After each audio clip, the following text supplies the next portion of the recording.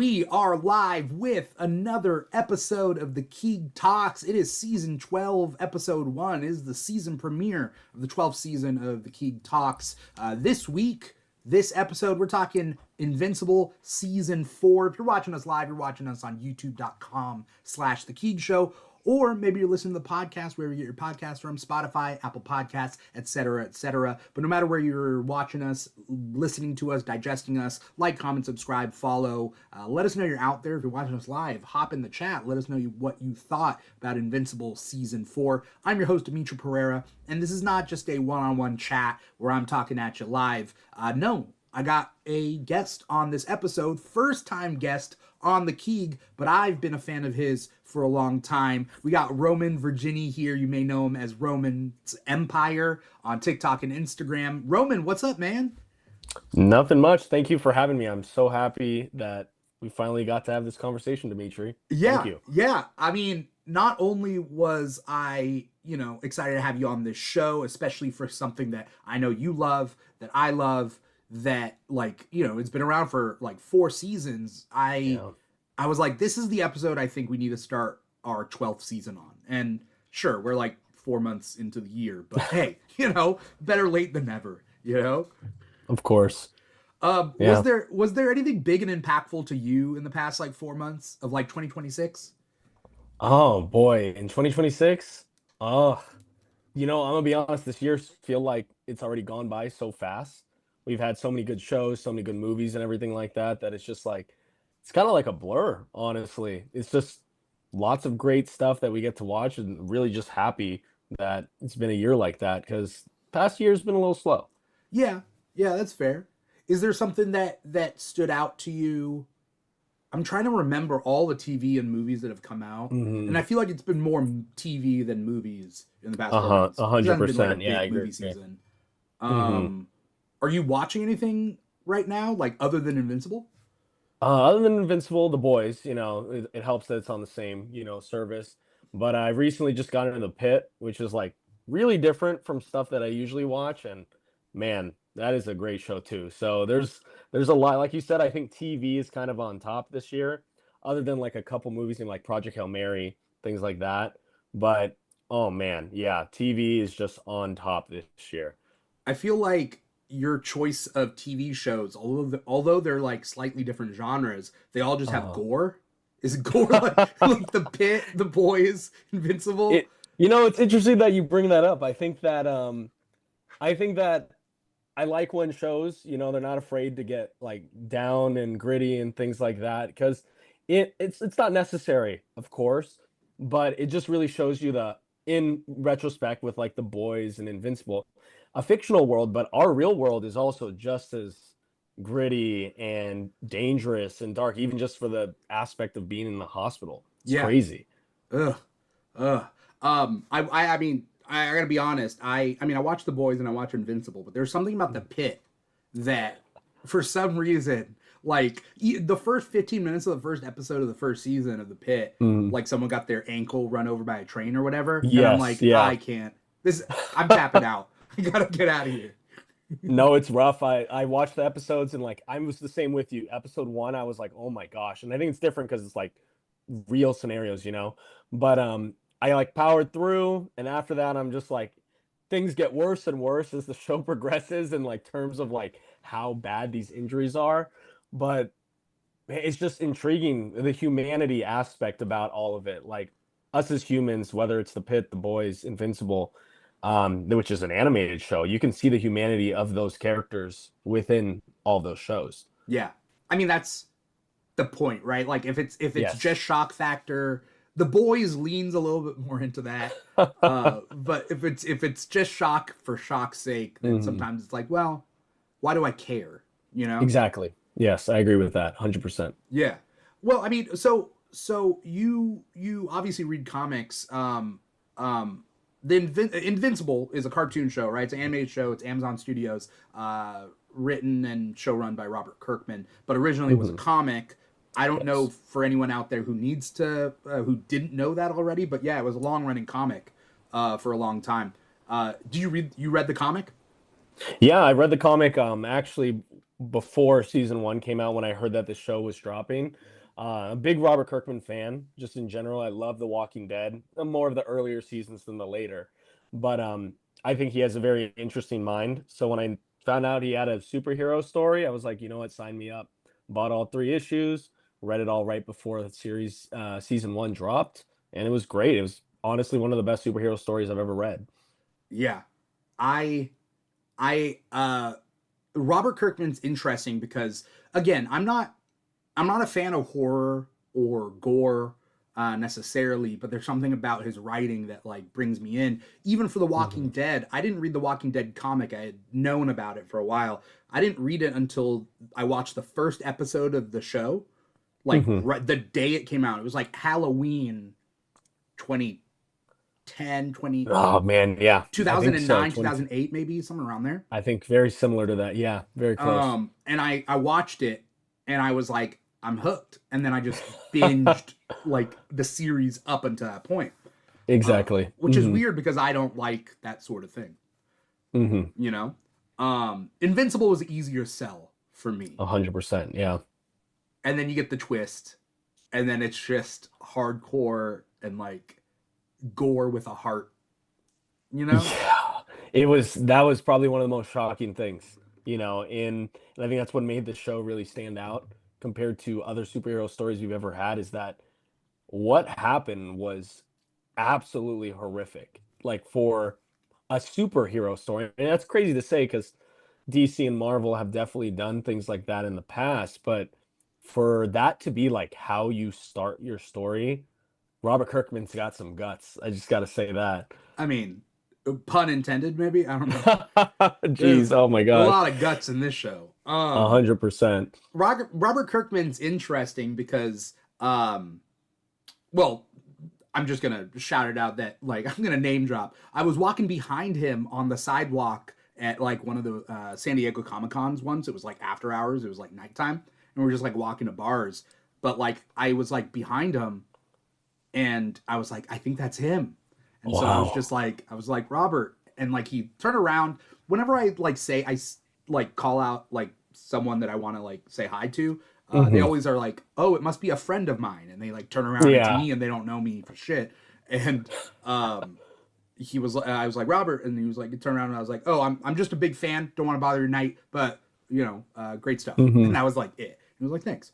Um, what was I saying? Oh, Robert Kirkman, you can really see his growth, like as a writer, writing Hmm. comics, and then writing Walking Dead as he was still. I mean, he's still doing comics, but like Of at the same course. time, and how Walking Hmm. Dead the show differs from the comic, and then how Invincible differs from the comic, right?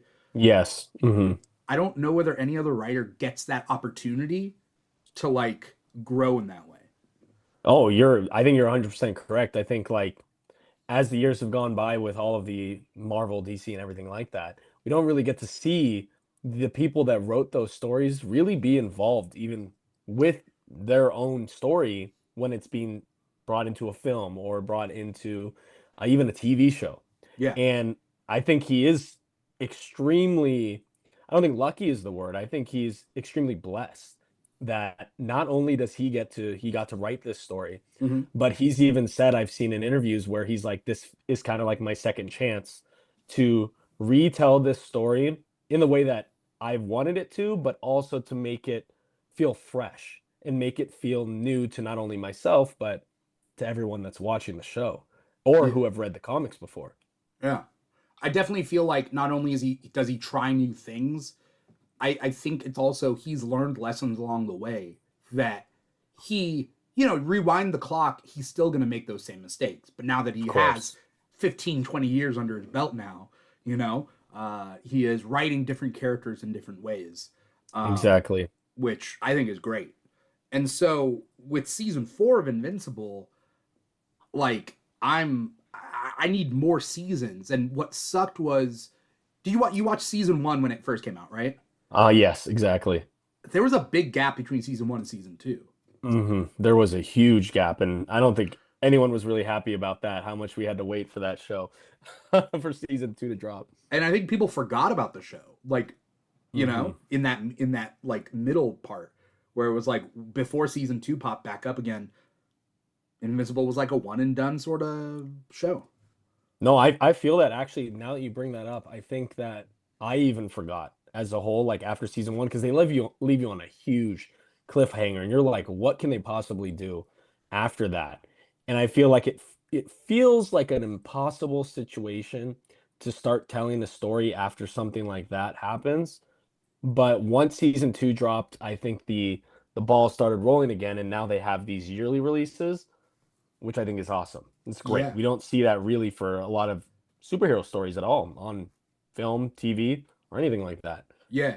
I think it's because you have to get started on the next season while you're finishing up the first season or the Hmm. season that you're working on. And so you have to Exactly. like pretty much start right then and there. TV shows like The Pit and other like shows like that suffer from that as well. If like you take too much of a Yes. break, then the Hmm. actors go off in different places. You got to like bring them back.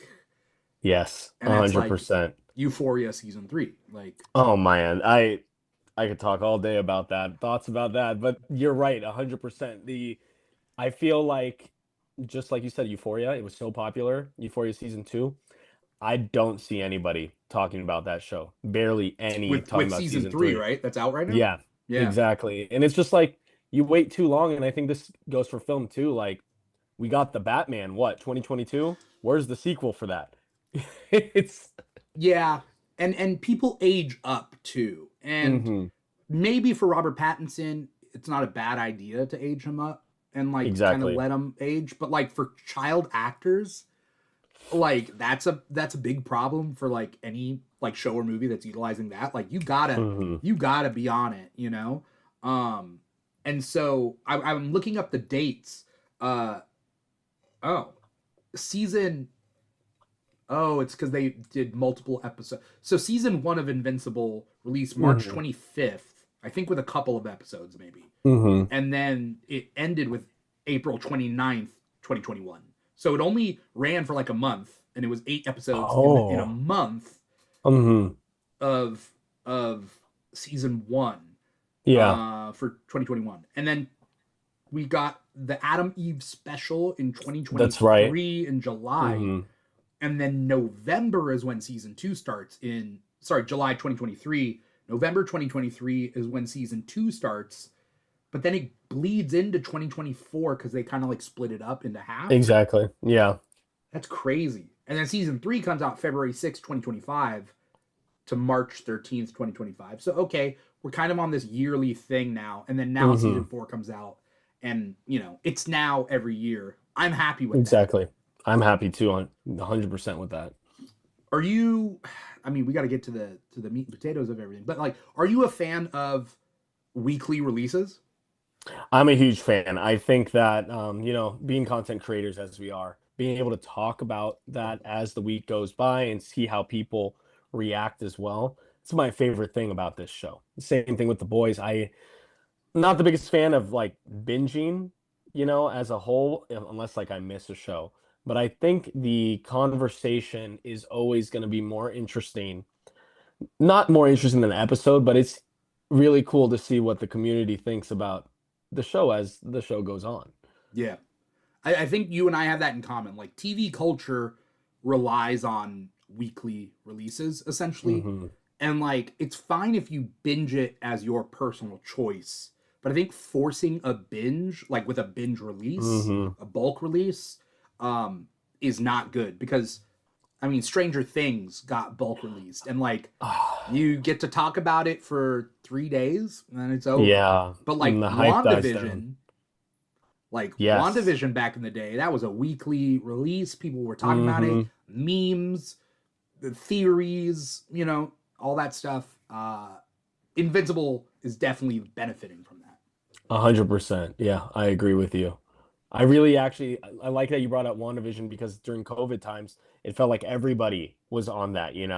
And that's how I feel with Invincible now. Everybody I talk to in real life and everything like that, everyone's on Invincible, and if they're not, they're regretting it. They're like, "Oh, I need to get on this show," because it does feel like I think got to give Robert Kirkman his flowers. Having two major franchise like Walking Dead and Invincible and have so much conversation. He's gone through 2 decades essentially of being one of the greatest storytellers that we have right now, and it's just really cool. You brought up a good point earlier. Marvel and DC, they don't operate like that because they can't operate it like that because they Hmm. own the product. You write for them and you are contributing to their ownership. But Exactly. for comic companies like Image or IDW or Dynamite or whatever, like all these comic Hmm. companies, it tends to be creator owned. Image for sure Hmm. creator owned. So Robert Kirkman owns the rights. He can go in and find a studio that wants to make his Hmm. stuff into things. Versus like people who write for DC don't get any choice. Like maybe they might be thrown a bone, but like they don't get any choice on the movie adaptation Hmm. of their work, you know? Yeah, it seems like because they always have like a figurehead, James Gunn with DC, and like, yes, they get writers who want to like get that vision of the comic, but it's not the same as Invincible. And I think that goes back to what we were saying. It's just that he's learned a lot his years, Robert Kirkman, and being able to adapt his own work helps him grow as well and makes he gets to learn new things, even about himself that he didn't know. Yeah. It's very interesting hearing him talk about Invincible like today because this story's been around what when did the original issue come out? I want to say like more than like 15 years ago, right? I mean, I'll look it up, but it was Yeah. 144 issues, and sometimes they would take breaks. And I was Hmm. reading it back then. Um, Oh wow. and so I didn't catch it. I was like a couple of like maybe like 20 issues like late. I was like 20 issues late, so Yeah. then I caught up and then I like read it like week after week. But there were a lot of breaks in the comic. Hmm. Um, I'm trying to like find the info on that, but like the comic started in 2003 2003. Wow. and the final issue was February 2018. 15 years Yeah, running that comic. Wow, that one story. That's impressive. yeah, And and not to look at mention it now. all the side stories because he had a Yes. lot of Hmm. different mini series and like Tech Jacket and Astounding Wolfman and a lot of like Hmm. tie-in stuff that either he wrote or at least he like like oversaw, you know. Yeah, exactly. Yes. But yeah, 144 issues. So It's impressive. Yeah, and we're what? Almost about halfway, right? yeah, I The was looking it up Yeah. because I went back to my comics and now I'm trying to read ahead. Like I've already read it, but like Hmm. I'm trying to like kind of go through. So I reread the Viltrumite War, and I'm working towards what's to come in the next seasons. Yeah, So it's very exciting what's to come. I'll be yeah, honest. I'm super excited. yeah. If anyone out there is watching us right now, like, comment, subscribe, whatever. But hop in the chat. Let us know you're out there. Let us know your favorite character, favorite moment from Invincible season 4, because we're gonna literally start on it right now. There are spoilers in this episode, so for anyone who is watching this but didn't watch season 4, I don't know why you would do that, but I mean, I guess. Okay. And then at the end of the episode, we'll talk about like what happens after in the comics. So Hmm. that will be spoilers for everyone unless you read the comics on what they may or may not do in further seasons. Um, how does this season start? I'm trying to remember how season 3 ended. Hmm. Um, how did Season season 3 three, end? I want to say it's right when Conquest is beaten, That's and right. then yeah, and then he like they're like rounding up everything that's gonna happen. Adam Eve is like in the hospital, or maybe she's got man, I don't even I want to say that's what it was. It's how it ended. Yeah, Conquest goes up against Mark. Um, Cecil puts Conquest in the underground prison. Yep, there we go. Hmm. There's that whole Yeah, thing where it's like, mistake. come on, Mark just killed him and you picked him up again. Oh no. What Uh a what a failure. I can't wait for won't say anything, that but that's Cecil messed up. Like that's Cecil's biggest fault. mistake. Biggest mistake he's ever made in the show so far. It's cuz like what we see pop up a lot in this show is like if you don't know who to trust, you end up making the wrong decision. Mm-hmm. And like sometimes you make the wrong decision by trusting someone, sure. But Exactly. like if you're gonna get, I don't know, these characters like Cecil, he's so skeptical. He's so what's the Yes. word? Cynical. And so, Cynical. Mm-hmm. you know, he always just makes the wrong move because of it. It's so interesting because like actually in my comment section I was talking about this, how Cecil kind of compares to Batman in a way, but he's so like non-logical about things that Batman will always like if Batman existed in this universe, he'd always have an edge over Cecil, even though Cecil thinks he always has the edge over someone else. I think Cecil's a little too boisterous in a way. Like Mm. he thinks more highly of himself and he thinks he's more capable than he truly is. Like we even see that mistake that when they're trying to bring Robot back, Robot and Monster Girl, and Yeah. he gets all those soldiers killed. I'm like, dude, did you even have like a plan to what you were doing? Like, you don't know what you're like. That's what D.A. Sinclair says to him. He's like, I can't. Like, what did you think I was going to be able to do? Yeah. And I think Cecil really doesn't. He doesn't think before he acts a lot of times, and that's why Mark had to fight Conquest again. He's kind of reminded me of in a in a sad way. What's the name of the speedster who dies in the first episode? Because is it Red Streak or Red Rush, Red yeah. Rush? Mm-hmm. When Red Rush, Omni Man has him, Oh, and he's yeah. just fighting he's flailing, right? He's just like, Mm-hmm. and then he dies.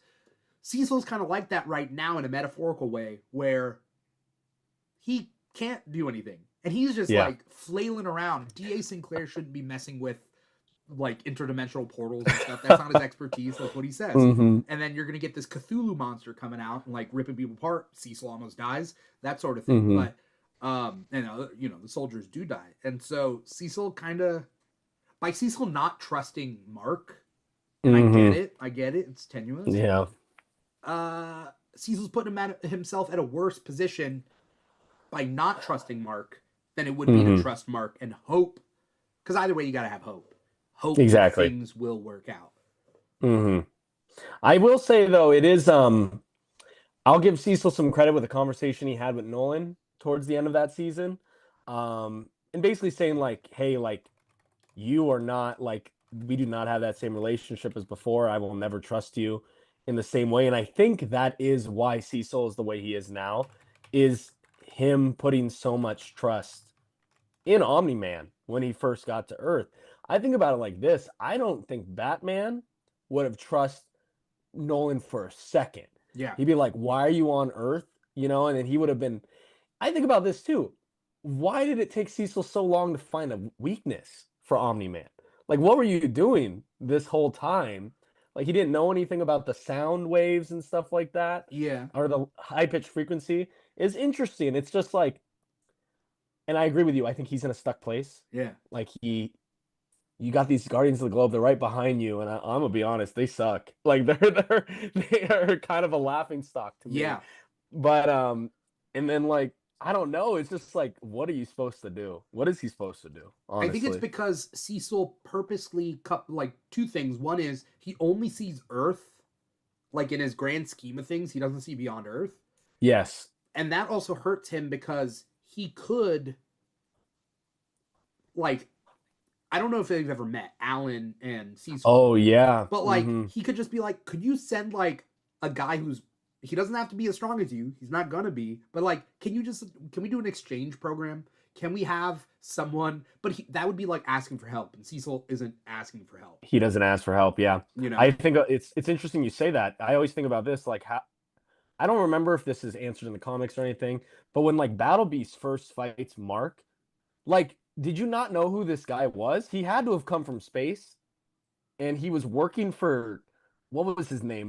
Gearhead? Is that his name? Oh yeah, that's right. He was on Earth. It was just a mob boss. It was he's like, why is Battle Beast here working with Gearhead? And Battle Beast is like, his power level is up with the Viltrumites. Yeah. And what, you're gonna send the Guardians of the Globe to fight this like crazy lion man that you don't even know who he is? It's just like, I don't know. It's kind of crazy. Like, imagine if he, like you said, Imagine if he was able to work with the Galdarians, like Tech Jacket, Yeah, and like, hey, send some of your people here. We'll assist you as well with our heroes, or send, I don't know what's his name's Battle Beast race is called right now, but like send some of those people I because forget. Yeah, they're all part of the coalition. If you're working with Alan the Alien, like you could keep Earth safe with I guess multi universal heroes. That's the word for it. But yeah, you're right. It's yeah, like he is only thinking about Earth and the heroes that Earth has, and that is kind of a fatal flaw of him. yeah. I compare Cecil less to Batman, more to like Nick Fury, you know. Oh yes, yes, I think that's a better comparison, 100%. But like Nick Fury, as far as the MCU is concerned, Nick Fury in the MCU trusts Iron Man and like Captain America. Like he trusts his Avengers more, I think. Um, Yes. and we never get to the point where Samuel L. Jackson has to take down, you know, all the characters that we love. Sure, but like, Cecil is kind of like that, except kind of worse at what he's doing. I looked it Hmm. up. Battle Beast is a Dornian.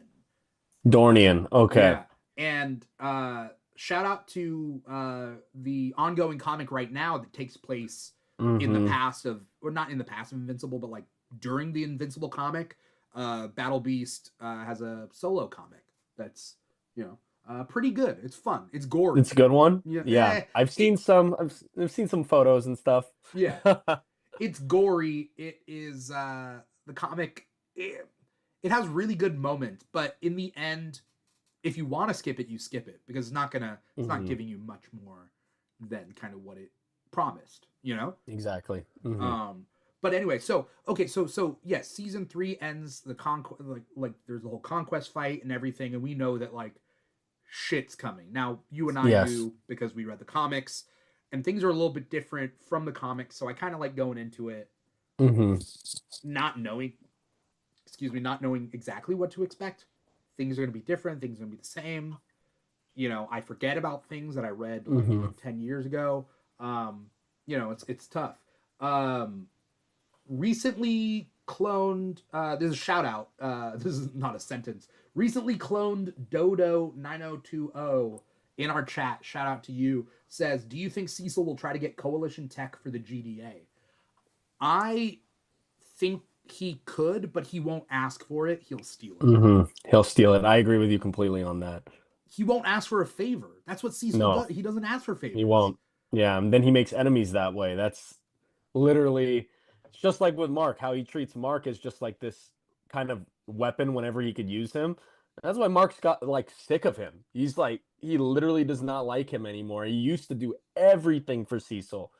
And that's just not how they are anymore because he crossed the barrier of Yeah. not even being looked at as a human. Like, why would you want to help someone like that? Yeah, Cecil thinks that he's cut himself off from emotion to like make the Hmm. right decision, but like Mark struggles with making the right decision because of his emotions. But like, which one Yes. would you rather have? Either way, you're gonna have tough decisions to make. But like, Mark knows who he's there to protect and has like Hmm. personal, attachments to people, and Cecil just tries not to. Yeah, and you see that with like essentially like his best friend with Donald, like Yeah, what he turned Donald into. It's like oh man, I remember when you find out that Donald's died like hundreds of times and he just keeps bringing him back and that's horrible. yeah, Like what kind of existence are you going to do to your top agent that does everything for you? yeah. And he still does. Don After knowing about that, Donald just keeps living the same way he keeps doing. And it is kind of sad that relationship, but they're kind of locked in together. I don't know. It's weird. I I forget sometimes because I read the comic so long ago and I haven't like Hmm. reread all of it. I forget like what is canon to the show versus to the The comic. comics. Like, Hmm. is the Donald stuff all in the comic? I actually don't remember. I don't That's remember like either. that's a character that like to me, I'm gonna be honest, that didn't really care for Yeah, in the comic book. And I think that's a good thing about the show is that like, oh, they actually made me care about Donald and learning about like him being this android essentially. And I think that is a good thing from the show. Like I'll just say like Tech Jacket, didn't care about Tech Jacket Yeah. at all. And I think even with gender bending the character, making Zach Zoe, and I just think it adds more layers to that and the relationship with her father and everything like that. It's going to be very cool to see what Kirkman is going to be doing with that character, because that is a character that he's basically reinventing for all of the TV watchers Yeah. compared to the comics. Because you mentioned it too. Tech Jacket has his own comic. Yeah. So what is he going to be doing with Tech Jacket in the show? And are we going to be seeing a Tech Jacket spinoff? Possibly, maybe in the future. Who knows? Maybe. I think it's more Maybe. likely that Tech Jacket gets a spinoff in the cartoon now versus like Mm-hmm. if they made him exactly the same as the comic, he's boring. Like I don't He remember is. anything about Tech Jacket. I honestly forgot about until I reread it like a couple days ago. I forgot Tech Jacket was even involved in the Viltrumite War in the comic Mm-hmm. because I don't remember like shit. I remember Battle Beast. I remember not Speed Racer. What's his Space Space Racer? Space Racer. Uh, Space Racer? I obviously I remember Alan, right? Like, but I don't remember Tech Jacket in the Viltrumite War Mm-hmm. at all. And so, Mm-hmm. like, not only did they change the gender of the character by changing it and then giving her personality, Yes. Mm-hmm. it made her more interesting. Otherwise, Tech Jacket in the comic is just kind of like Mark, and that's it. Yeah, it's kind of sad. He kind of looks like Mark too, which in the comics, so it's like, okay. It's fine, I guess. But yeah, she's way better in the show. Um, so I mean, a big chunk of this, I forget when Dinosaurus pops up. Oh, okay, Dinosaurus pops up Ooh, in episode 1 of this season. episode So one, yeah. like you and I, we know a little bit more about Dinosaurus, and we'll Mm-hmm. we'll drop those comic spoilers at the end of the episode. But like, um, when Dinosaurus showed up in this season, in this first episode, uh, I was just like, "What's the big deal?" Yeah. I was Mm-hmm. just like, he just kind of shows up. It He's kind of just felt like those first three episodes too, like they were just like, okay, we got to put in some stuff to do.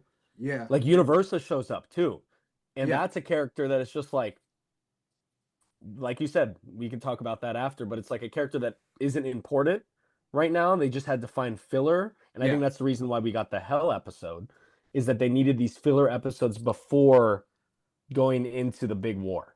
I You don't know, know why did they do the Hell episode?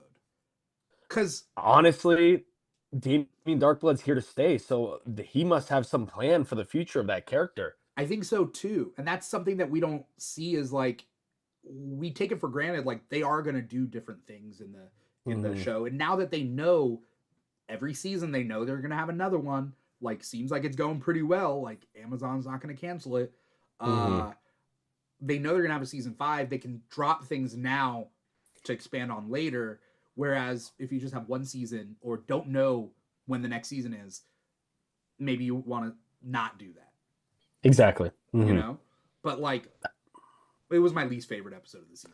Was that Hell episode? I'm Oh, not a hater at all. yeah. I just feel from an unbiased point of view, it like stuttered everything. It kind of took everything, like even like Mark being thrown in and he's just like, oh my god, where am I? It was just like, really, like we're stopping everything that's going on. I think because that's right after we just lost Monster Girl and Robot, and a lot of people I remember seeing online were like, oh my god, we're gonna learn what's happened to them. Nope, you're not gonna learn what's happening to them now. But it's like, oh, they added that, when in reality, like I think about this whole season, and it's like the way they ended the season, right? Is that the best spot that they could have ended? Because I'm going to be honest, I think it was, Mm-hmm. before we get into everything. And I think them adding that episode was necessary for the 8 episode count. So it didn't feel too stretched out. Are you saying that like normally you would have like the story of episode 7 would have ended the season? Is that what? That's that's what honestly I thought would have happened. If they took the Hell episode out, I think they would have stretched some of the stuff going on in some way. But in my opinion, ending at episode 7 would have been too much like ending season 3. Yeah. ending at episode 8 gave us actually a lot more to like just dwell on as Yeah, fans watching, rather than us being left with this big like shock factor. Oh my gosh, Mark just killed Conquest, but he's not dead. Cecil's whole is what's gonna happen. Now we're here sitting like, oh, the Viltrumites are on Earth, and we just gotta like, what does this mean? But it's more so like you're not really scared, if that makes sense. Like I was scared what was gonna happen the next season with yeah. Conquest, but you're more so just like, wow, there's a lot of things that could happen. And it just brings up more like, I guess, calm conversation. And I think that's why season 4 as a whole is having much more conversation, because they're giving the fans a lot of time to talk and to think about what they just watched. Yeah. Um Shout out to the NI on YouTube saying I hope we get to see the Bulletproof versus Thrag fight later. I forget what happens there, but it can't be great. It's not gonna end well. But also and we'll talk about this question, but I do see it now. We'll talk about it later. But what fight are we looking forward to Mm, come? That's a good mm-hmm. question, but we'll definitely get into it. Um, but then the NI says they wanted to do some world building before they get into the Viltrumite War episodes. Yeah, I Yeah. definitely think that there are people out there, fans out there, that probably are like, let's just have like DBZ the whole way through. Let's just have Yes. 8 episodes of space fighting, and I'm gonna be honest, it would get old. Like we Yeah. got Mm-hmm. the amount that we got, and it didn't get old, but I think it would have gotten old. I think starting off the season with the Sequids, yes. Mm-hmm. um, that was cool. Mm-hmm. The Universa thing didn't really care for. The dinosaur thing really didn't care for. The hell stuff didn't really care for. But the Sequid stuff, Yes. was the most important part of like Mark and Mark's journey. Mm-hmm. Is like he takes a life and he had to. Yeah. It's crazy too, because like everything with the Sequids is wasn't in control, that guy, like at all. Like it's a parasitical like relationship of the Sequids with him, and it sucks for Mark because he knows that. He knows that this guy's not doesn't want to do that, and he has to. It's exactly what we're talking about with Cecil, and it's like why Cecil has no emotions is that he had to make these hard choices, and then we see Mark struggle right after that, and we see him struggle this whole season. Like he didn't even want to kill the demons in hell. Yeah, He told Damien that like I don't want to kill any of these creatures, even though they're just like creatures, you yeah. know? He's still trying to be a hero, and I think it's what makes Mark so intriguing. I also like the idea. You're right about the creature thing. There's no real difference between a creature from hell and an alien. Like, Yes. and he in the previous season witnesses, is it Thraxons or Flaxons? Flaxons, I think. Which one's Flaxons? Oliver? Oliver is Oh, is he a Thraxon? Are the Oliver's a Flaxon Thraxon, and the green things are Flaxons, right? Flaxons, yes, yes. Mm-hmm. They're two That's different where alien races. yeah, Monster Girl and Robot are stuck in the Flaxon dimension. Yes. Yes, but the Mm-hmm. Thraxons are Oliver's people, right?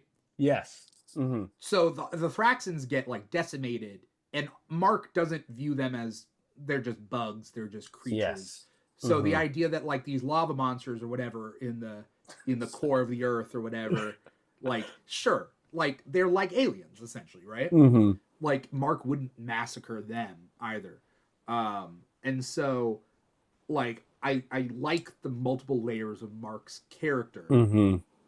that he kind of sees that. There's also a different thing that they did because I reread the Viltrumite War stuff in that Sequid part. You don't in the cartoon you have Bulletproof racing with the thing. You don't know whether Mm-hmm. he's going to get there in time. But in the Mm-hmm. comic, I don't think there is that, and so Mm-hmm. Mark just has to make the decision. Separate than that, do I kill him or not kill him? And I kill him or whatever he does. And so Mm-hmm. I feel like the series like ups the stakes a little bit. Like there's Yes. tension. Mm-hmm. Is it gonna happen? Is it not gonna happen? Mm-hmm. Can he get there in time? Whose fault is it? Yes. No, I agree with you. I think that that is one good thing about having the show, going back to what Robert Kirkman, is that he's able to make these seem more drastic than it was in his original story. And I think we've seen that throughout the show just as like a whole with everything. And I, like you said, the stakes, making the stakes higher. Because I'm gonna be honest, I don't remember in the comics, um, what's his name? Oliver fighting the dragon guy. I can't even remember his name. But I don't even remember that. Like, was that even in the comics? I can't even remember that whole. I don't remember much of the mob boss stuff in the comics, and maybe that's just because I tuned it out or I read through Yes. it real quick or whatever. But like the Machine Head and what's the rock guy? Ah, man. See that whole like all those characters, I'm just like every time it goes to them, I'm just like, okay, come on, let's get back to the Yeah, real characters, Because I'm I like, like what his character, but he only pops up for an episode every season. It's just like, exactly? okay, What is his name? Hold on, I'm intrigued by this. is this no, this isn't the season. I think it was last season where Mark is tracking him and then he pulls up and like there's a Oh, bunch of guys in hoods or yes, whatever. yes, And he's yeah. like, what? And he gets confused and it's like, yeah, dude. The Um, guy's name is Titan. That's what it is. His Titan. name's Yeah. Titan. Okay. So, like I do like it when it's paced correctly. The Earth and the Mm-hmm. cosmic stuff are like, going back and Mm-hmm. forth. There's a reason why you're fighting for what you're fighting for, right? Mm-hmm. Like to protect Earth, but you're out and like Mark's out in space and he's doing all that stuff. So Omni Man and Alan, when did they escape from the prison? Was it last season or this That was season? season 3. Yeah, season 3. They escape, so they finally get to Earth, and they're putting together their team, right? To Mm-hmm. go to Telescria or whatever. Alaska, yeah. Uh and then how have you been liking the Debbie Nolan stuff? You know, it is interesting everything going with it because he is handling the Debbie and Nolan storyline much better than the comics. That scene where they When you talk say to each he, other is in it the Nolan or Robert Kirkman? Kirkman as a I whole. agree, And I yeah. think and I think he learned from that from the comic books and he's like, you know what, this is such an important storyline and he has these phenomenal actors working for those two characters, like use them to the greatest ability. Like Nolan and Debbie's conversation that they had together when he first got back to Earth was one of the best scenes the whole season. Yeah. And I'm loving it because now I'm thinking to myself, I'm like, he might not actually do the storyline the same way that he did in the comics. I hope he It might doesn't. be. Hot I take. hope he doesn't too. I agree with that because I think that Nolan really needs to learn from the mistake he made, and I think that makes him more likable if you don't do what the comics did. Yeah, because honestly, for anyone who hasn't read the comics, like essentially the Debbie Nolan stuff is essentially Nolan does all these horrible things. She's mad, then he like apologizes, and then they get back together. And then anytime you see them together, they're just having sex, and that's just this Yeah. ongoing joke. And like after he's murdered millions upon billions of people, like yeah, he gets to essentially get his wife back because she doesn't Hmm. really like she cares, but she doesn't care, and she's just like, okay, I'm over it, and Yeah. then they just have sex all the time, and it's just this weird thing of like, so Debbie's not really a character in the comics, like she doesn't. What are her wants and desires other than just that? It's just Hmm. weird. It is really weird. I think in general that is a good thing about Debbie's character in the show is how different she is from Debbie in the comics. Like she is a real character. And if I'm going to be honest, I think she's one of the most important characters because our main characters are obviously Mark. We have Oliver and Nolan. And especially with Oliver too, I'll be honest, I don't like Oliver in the comics, but I think Oliver and his relationship with Debbie makes him much more intriguing as a character because of Debbie. Debbie like elevates all of these characters, which she wasn't doing in the comics. So it's really nice to see her being so important to the story. Yeah, yeah.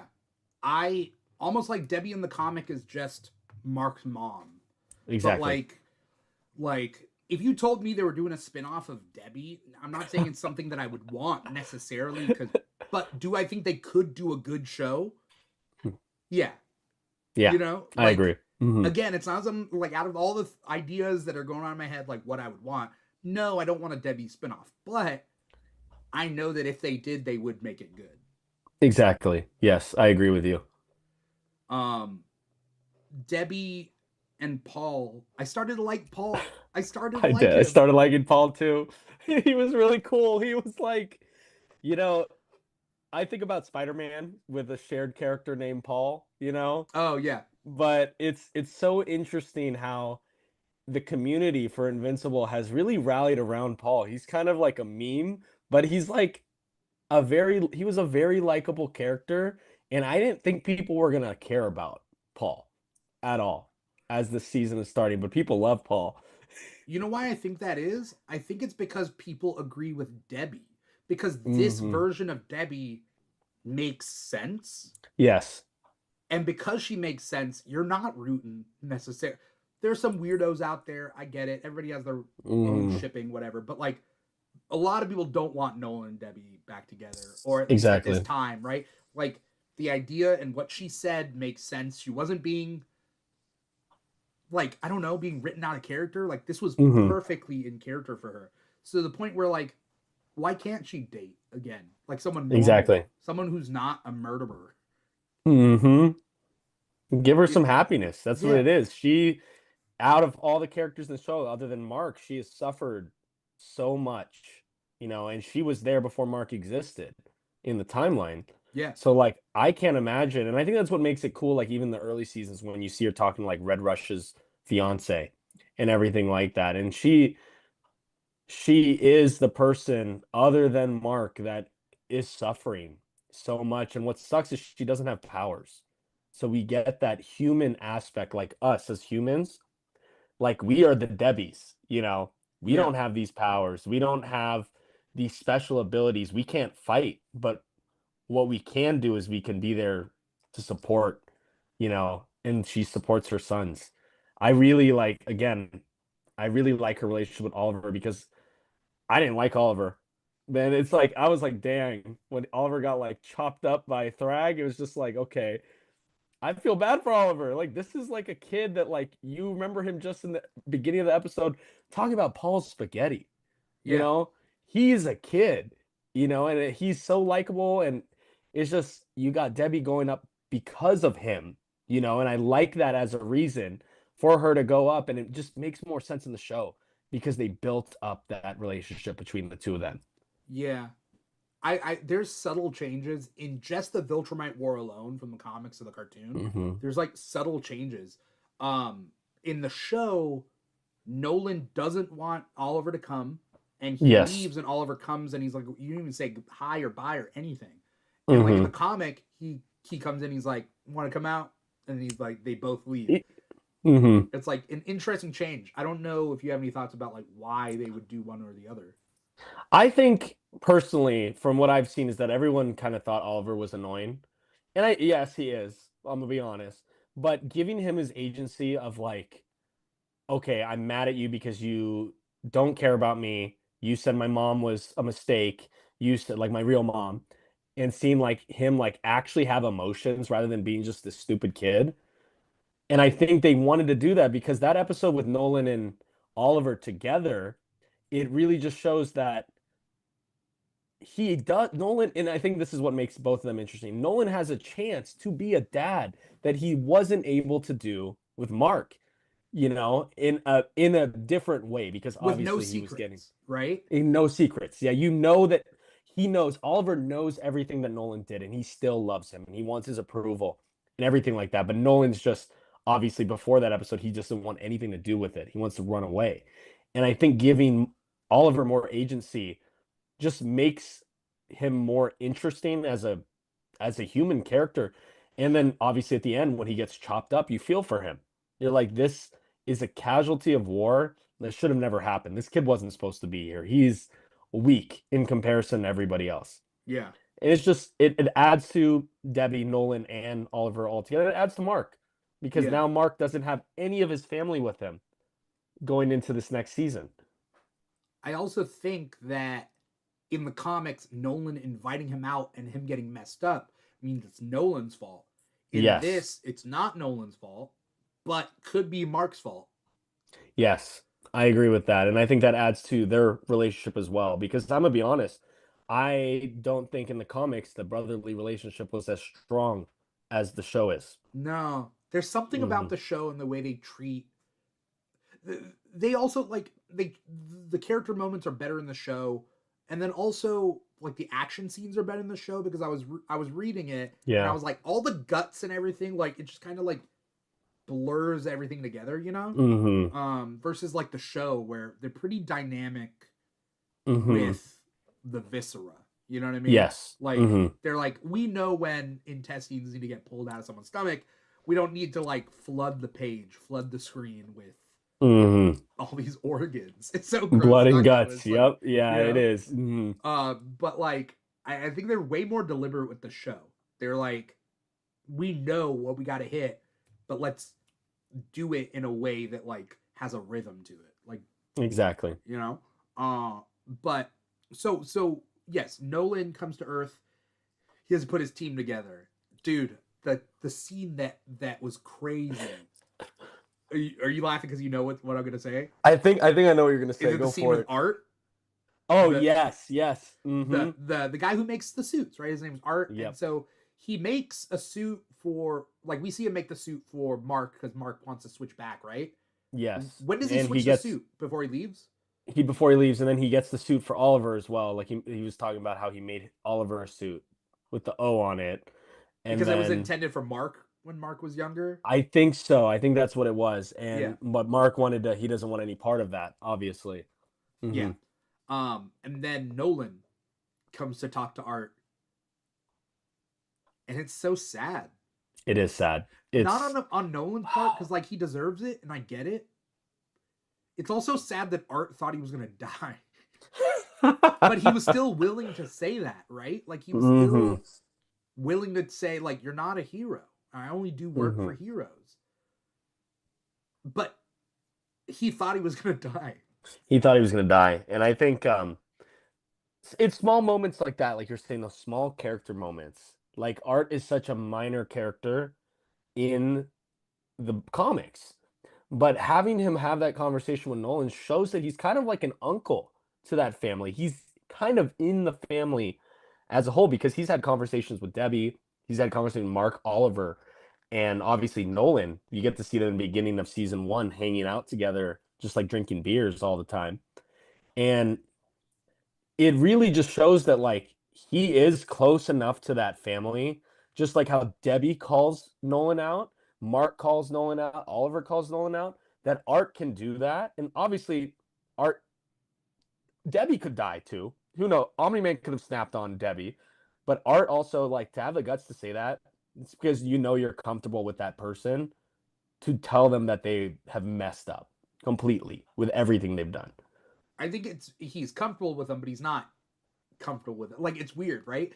It is weird, yes, because thinking he's gonna die, but it's like I don't know. It's very interesting. I think there's that fear factor that Debbie doesn't have because I think Debbie looks at him as pathetic, and I think Art thinks he's pathetic too. But it's more so because like I don't. It's interesting. It's interesting. I think there are two people because I was thinking Cecil was one of this, but I don't think Mm, Cecil is as close to Omni Man or Nolan specifically, but like as Art and Debbie are. I think other than hmm Debbie and like his family, like it's just Art. And like Yeah. Art is the closest thing to a friend slash brother that Nolan has.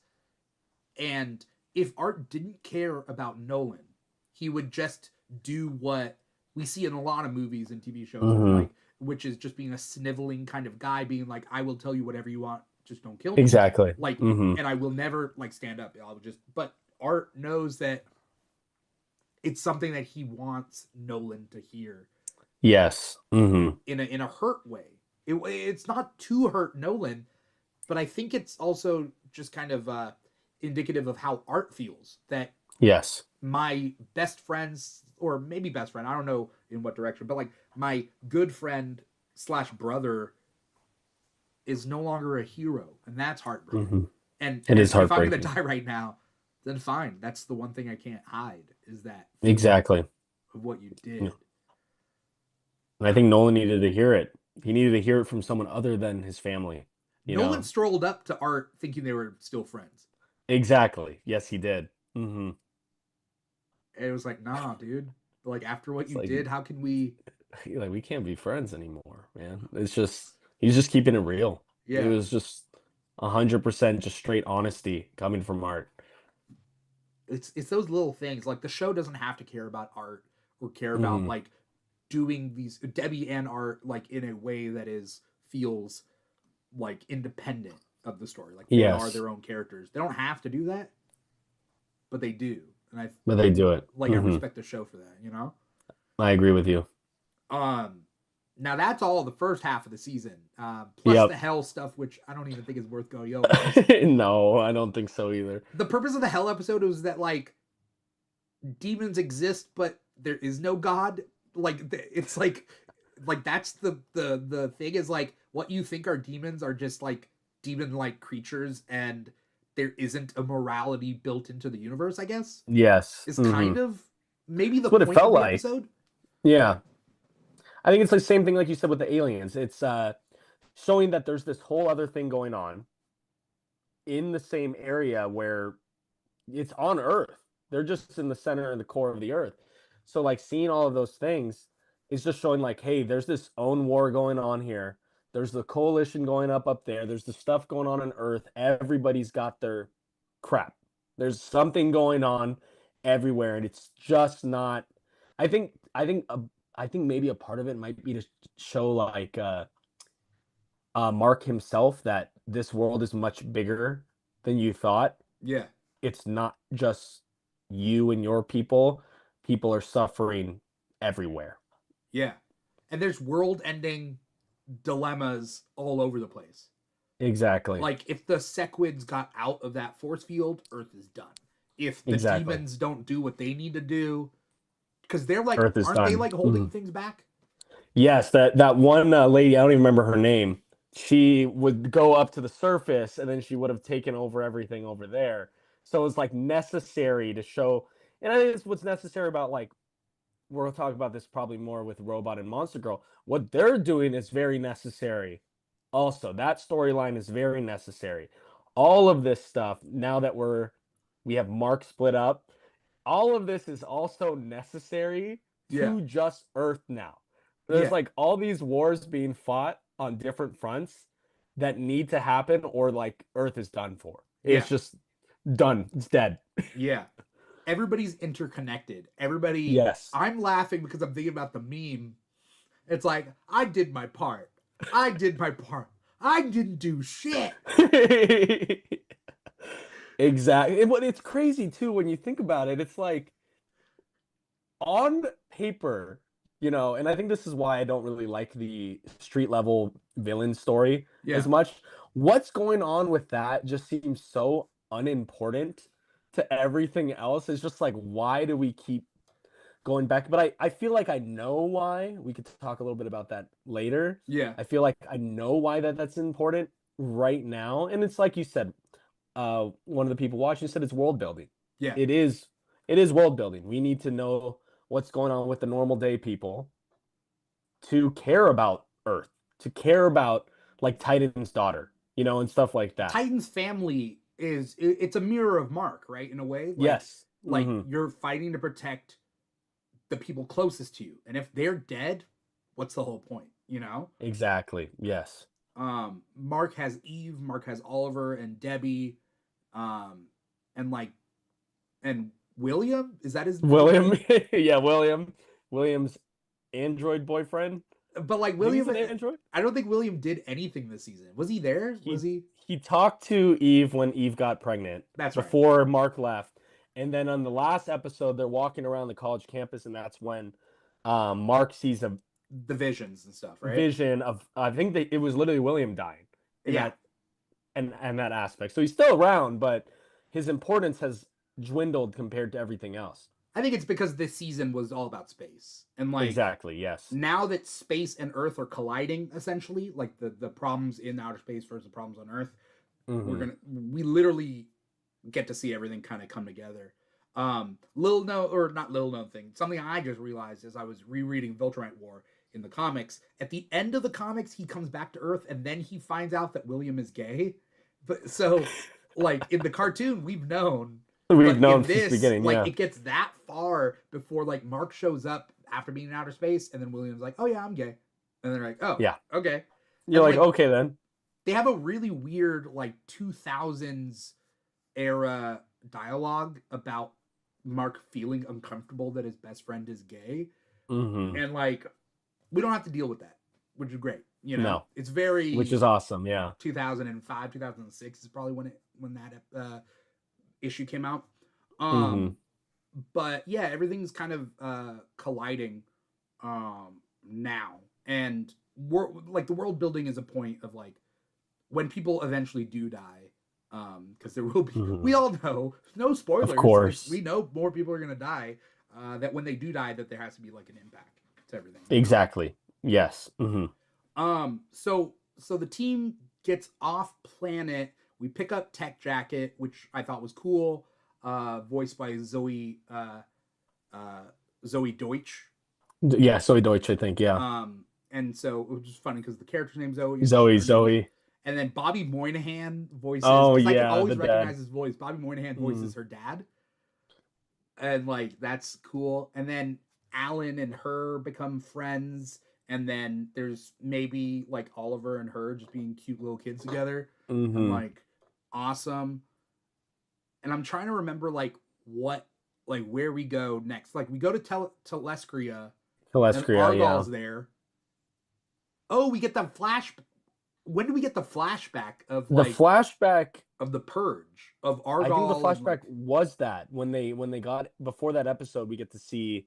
Well, no, they did the Nolan flashback and then they did the Argyle flashback. There was two flashback mm, scenes showing the original purge and everything like that. Nolan when he was attacked when he turned 18, yeah, and then we get to see. I think that one was in the more.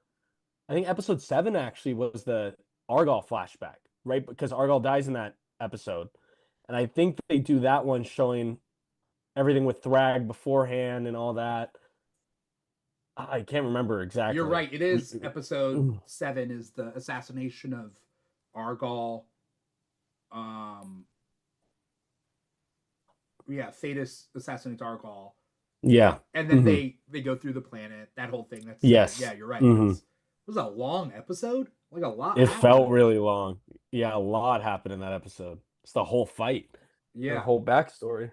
And so like we get a lot going on, but we get yeah, we get Nolan's backstory. I think the Nolan backstory was the Nolan backstory before he got to Earth. So he shows up at Earth with Alan, and I think going into the next episode, they start with the flashback of Nolan when he's young and growing up and everything like that. Then it's Nolan talking to Mark, asking him to come. I want to say that's how it worked. I might be wrong. I'm trying to like it doesn't say it in this in this thing. Description. Yeah. Yeah. Hey, give me one quick minute and I'm gonna be right back. Sounds So good. sorry, but this is gonna stay live. But you know, don't fart Mhm. on camera or whatever. I'll be right back. Sounds good.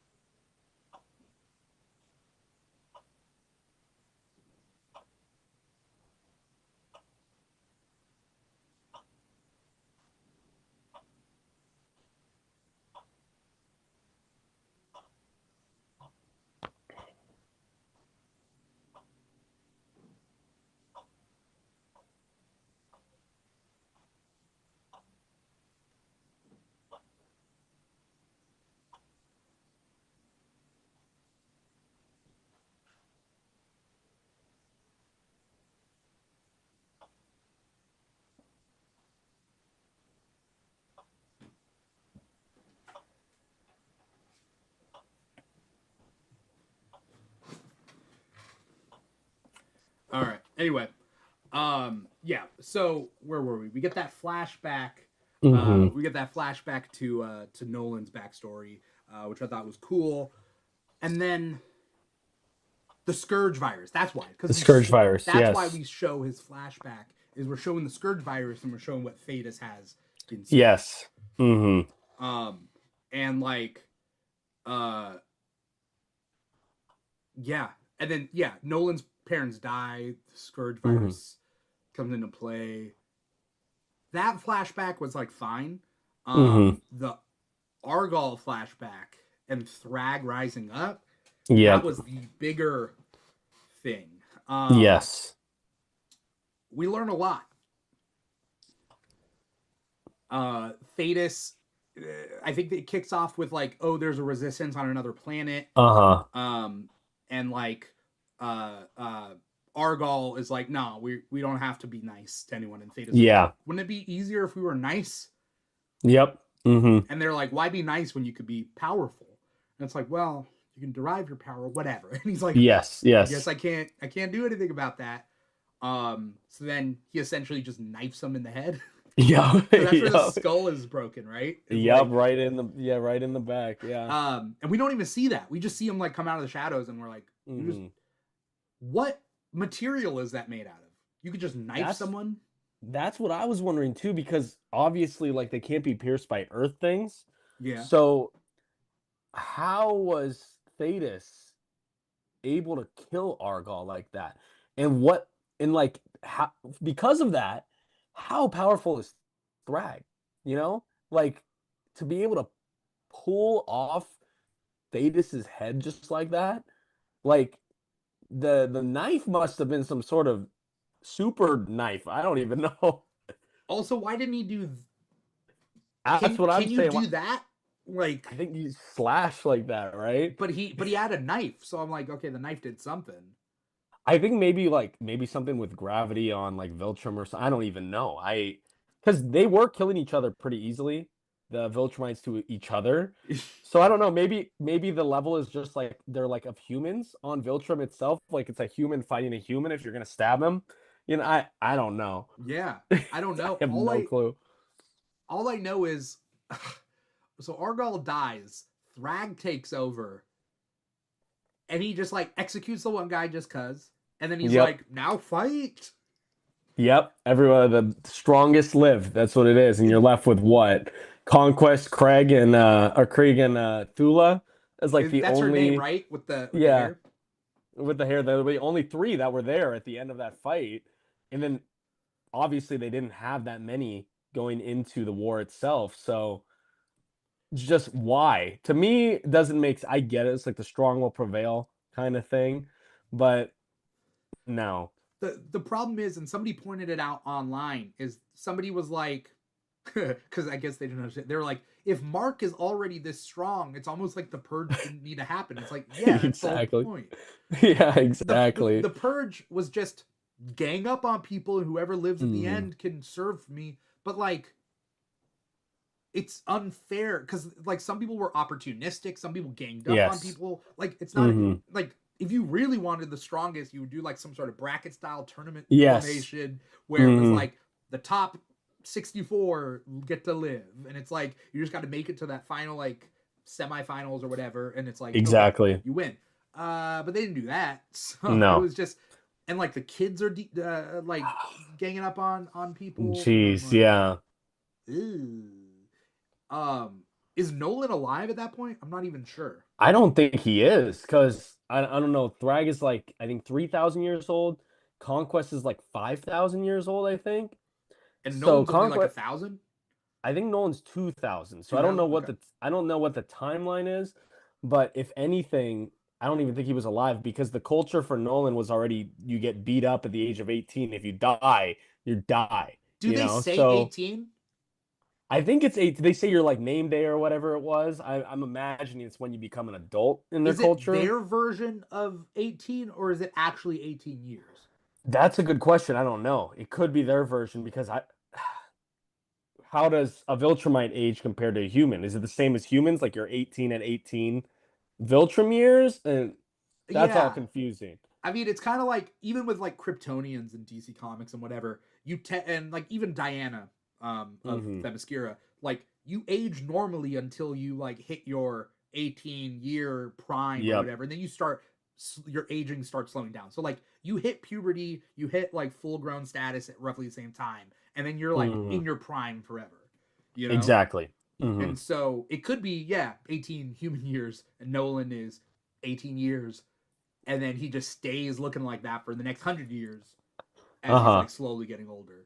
Exactly. You know, Possible. I don't know, but and his parents are dead, so whatever. Yeah. But the purge was so nonsensical. Mm-hmm. You just ruined everyone. Why? And that's Thrag's fault. Like it is Thrag's fault. Yep, 100%. Like, fuck Thrag. Like crying. Thrag's crying now that like everything's all destroyed, and it's like, yeah, dude, you like killed most of your population in the purge. Mm-hmm. And then everybody else died from the Scourge virus. So it's like you set yourself up for failure to begin with. And I think that just shows how dumb Thrag is. You know, he's super dumb. I think, though, us calling him dumb, the thing that they're doing with Earth is the smartest thing Thrag has ever done, like decided to do in his entire existence of being alive. And I think that's really sad if he's like 3,000 years old and this is the smartest like solution. Yeah. And I think, and a lot of people online I saw saying, why didn't he just kill Mark? Why didn't he just kill Nolan? He knows at that point, after the planet's destroyed, that there is nothing the Viltrumites can do now. He is at a losing edge if he doesn't just leave these guys alive, because they will just keep coming back to kill more of them. Yeah. It's just how it is. I also think that in some part of Thrag, he feels like he can turn, or at least in a very specific situation, have Omni-Man and Invincible on his side. Yes, I think so too. He thinks he can because of the Viltrum like blood. That's what it is. And more than that, he knows.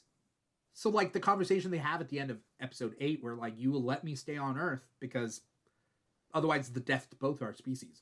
I think if Robot, let's just say, I'm not going to spoil anything right now for what's to come, but like if Robot was like, well, no, I'm just going to kill Thrag and the rest of the Viltrumites, Thrag's like, hey, Mark and Nolan, you know what's going to happen. Like, you got to stand up against Robot. So exactly, and doesn't mean they're on the same side, but it just means that like Mark and Nolan agree that like it's going to be the death of them all, because some people are going to choose, give me liberty or give me death, right? Like, give me liberty. Yeah, exactly.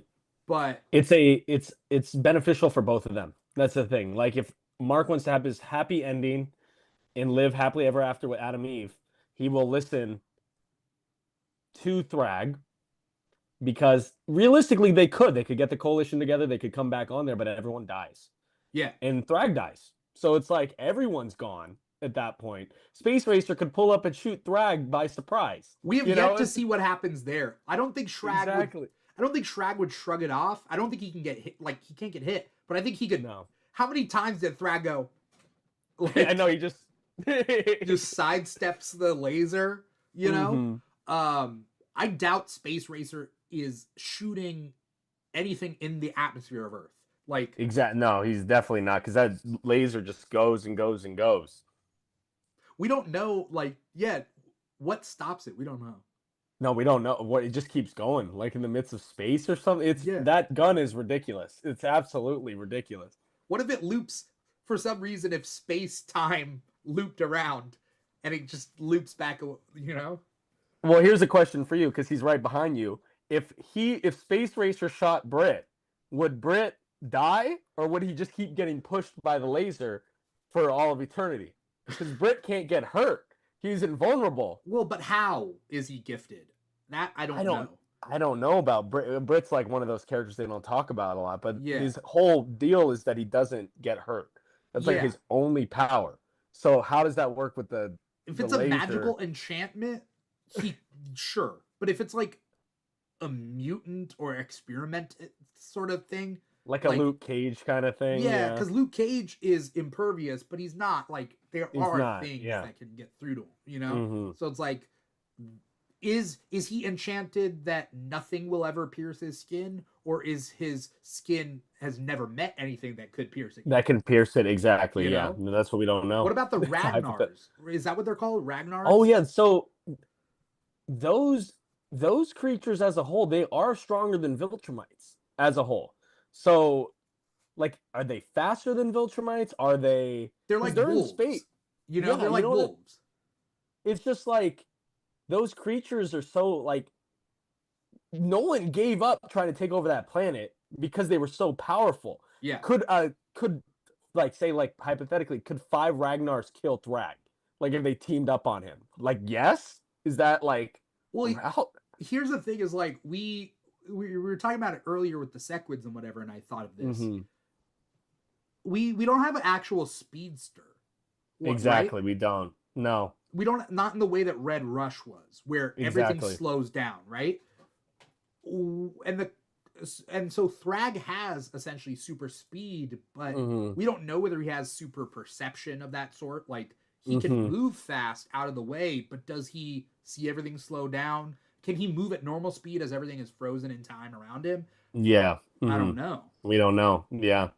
I would say no, but just because Thrag's personality is there's no delicate, like there's nothing with like of a delicate nature with him. But when you're moving at super speed, you have to be delicate. Thrag's all I think about just too. force and power. Yeah, I think too. Since he wasn't able to catch up to them while they were going through Viltrum, I think he doesn't. I think he's definitely faster than the other guys, but they already had such a head start. He should have immediately started flying towards them. That's also a dumb thing that he didn't do. He kind of just stared at them for a little bit while they were Maybe it's because he couldn't do anything against Space Racer's laser. Space Racer's gun, right? That's so it's like, okay, what are you gonna do with that? It's interesting the power levels of the characters because he is definitely the strongest character that we've been introduced to. Yeah. But how strong really is he? We haven't really learned that. Yeah. So it's funny when we finally. So the way we're seeing all of the Viltrumites in the second half of this season, first they go through the ship, right? That's like the first battle, right? They go through the ship, everybody kind of gets separated and has to like just like fight off Viltrumites and that whatever army they have backing them up. There's like some guys with suits and guns, whatever. And Telia is Alan's girlfriend. Thulia? I can't remember. I think it's Telia, right? Not Thula. But in the comics, it's spelled Telia. Yeah. She takes her people away, but then has to leave the other people behind, right? Yes. So Alan gets left behind. Tech Jacket gets left behind. And then all of the Nolan Graysons. Yeah. 3 of them. And Battle Beast isn't there. Space Racer isn't there yet. Space Racer's not there. And Thetis isn't there, so it's them 5. That's right, because they're heading to Telescria. Yes. When they get ambushed, right? And that's when Conquest and Mark have the fight. They have their rematch. So nasty. That was I was reading the comic. It's not as nasty as that scene, and there's something about having it in real time. Yes. Yeah. Mark won't let go. Conquest can't and he's just pulling. Oh, it's gross. It's disgusting. But yeah, it's that you can't think like they could top, the first fight, but they topped it in a different way. It wasn't in like the length of the fight or anything like that. It was the amount of gore that they gave. That I mean, like seeing something like that happen to Mark too. We haven't seen Mark get himself beat down like that since Battle Beast beat his butt in season 1 when he was not strong at all. So yeah, seeing that throughout the like obviously Mark gets hurt and stuff like that. He's not really invincible, but but it's like, man, it was such a shocking moment too for that rematch to happen. Yeah, it was awesome. The ending of that, the tag at the end where man, they were just playing. Oh my god! Like, is Conquest coming back? Nope. Nope, he's dead. That's great. Oh my gosh, that's great. Is it in the comics or in the show where they mention that Thrag, so not Thrag, Conquest got his head split by a Ragnar? While I think, hold on. I think that's actually, is in the comic or in the I show? want to say it was in I think, wasn't that the reason he lost his arm? Is that Yeah. a Ragnar took his arm? So Yeah. essentially, if you're injured during the Scourge virus, you Hmm. keep the injury, and Yes. that's what's so deadly about the Scourge virus The is that Scourge like virus. Yes. even if when it wears off, or if you're immune to it or whatever, you're still vulnerable. So that's Exactly. when, because people keep asking how come like Krieg lost an eye, blah blah blah. It's Yep. like Hmm. it's during the Scourge virus part where they're just normal people. Exactly. Is it Uh, possible that Thetis had an early version of the Scourge virus when he fought Argal? I know I don't that's not know. like, I don't know. I don't know when, how he created. Obviously, that's more stuff that we learn in the later, but it's kind of, the Scourge virus is a bit of a mystery of like in a whole. Yeah, Like there's that like one, like those bugs gave those like toxins that would like neutralize their abilities as well. I'm wondering if that's a part of this. You know what I mean? Like it would what is have the to be actual right. Like I virus, feel like right? they're too close to each other because it essentially depowers them. That like Alan can just kind of punch right Yeah, through. exactly. And then they can't heal from that. Alan is killing those guys. Yeah, So like they're not coming back. So I wonder, like, did he know, that Thetis know about those bugs before Nolan even found those bugs? And he used some toxin to depower Argal to be able to stab him? I don't know. I don't know whether Because we'll ever get the answer to that.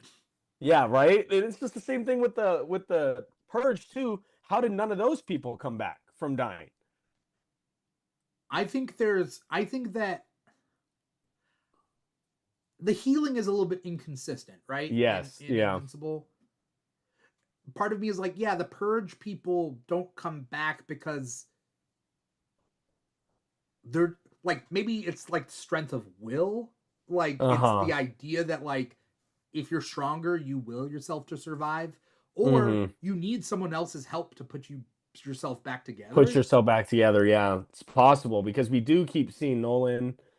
Nolan helped Mark, and then the coalition helped Oliver recover and everything like that. So it's possible. Technically, they nursed Nolan back to health after he got taken Yeah, as well. So it's, I don't know. It is interesting. maybe someone can find your body and like put you back together, but and also the idea that like they had to put like robot pieces in Oliver to heal around, but like Hmm. couldn't he just develop his jaw back again? I don't know how it works. Exactly, right? Yeah, it doesn't it's kind of confusing when it comes down to that. Yeah, yeah. Um, but I mean that was a drag out fight, and then oh they end up back on Telescria. The Viltrumites like attack Telescria, Mm. knock over a couple buildings, but then they get an upper hand. How do they get? I'm trying to remember how the heroes get an upper hand where they Well, leave. Mark, Nolan, and Oliver all showed up. And Yeah, then Space Racer came in with his laser and shot. I think. Oh wait, no. Actually, was that what happened? Did he come in and shoot the ship? No, no, no. They flew through the ship. they flew through I the don't. ship. He wasn't in that fight. Oh, Thetis just starts going berserk when he on the planet. He just starts going crazy. Yeah, He's like 1v3 like Luke and Anissa and Krieg at the same time, yeah, and they can't do nothing to him. And that's before Thrag goes into the fight. So I think because of that, like all of that going on, he was just like, you know what, let's just go. Like it's not worth it at this point. yeah. Thrag leaves, which makes us think that Thrag's not that powerful. Like he is Exactly. as powerful as everybody else. Hmm. We don't realize that he's like 10 times more powerful than Omni Man. Exactly. Yes. So later, when we finally get that fight of Thrag just moving to a side or just taking a hit to the head Hmm. and like not like even like flinching, um, it takes us by surprise. It does. Yes. I didn't know he was that powerful. I didn't think that either. In comparison to like the comic book, it's just like the TV show that's just such a good job with that in showing that like we thought Nolan was like, or Conquest, right, is the strongest Viltrumite, you know? And you think because Mark kills Conquest, Mark is as strong as Conquest, Mark is as strong as Nolan, you know? And all of these other Viltrumites we've seen throughout the season, Mark getting beat by Anissa, you know, like Lucan slashing Nolan, like all these Viltrumites, you're like, oh, they're all in the same level. Any Viltrumite can kill any Viltrumite.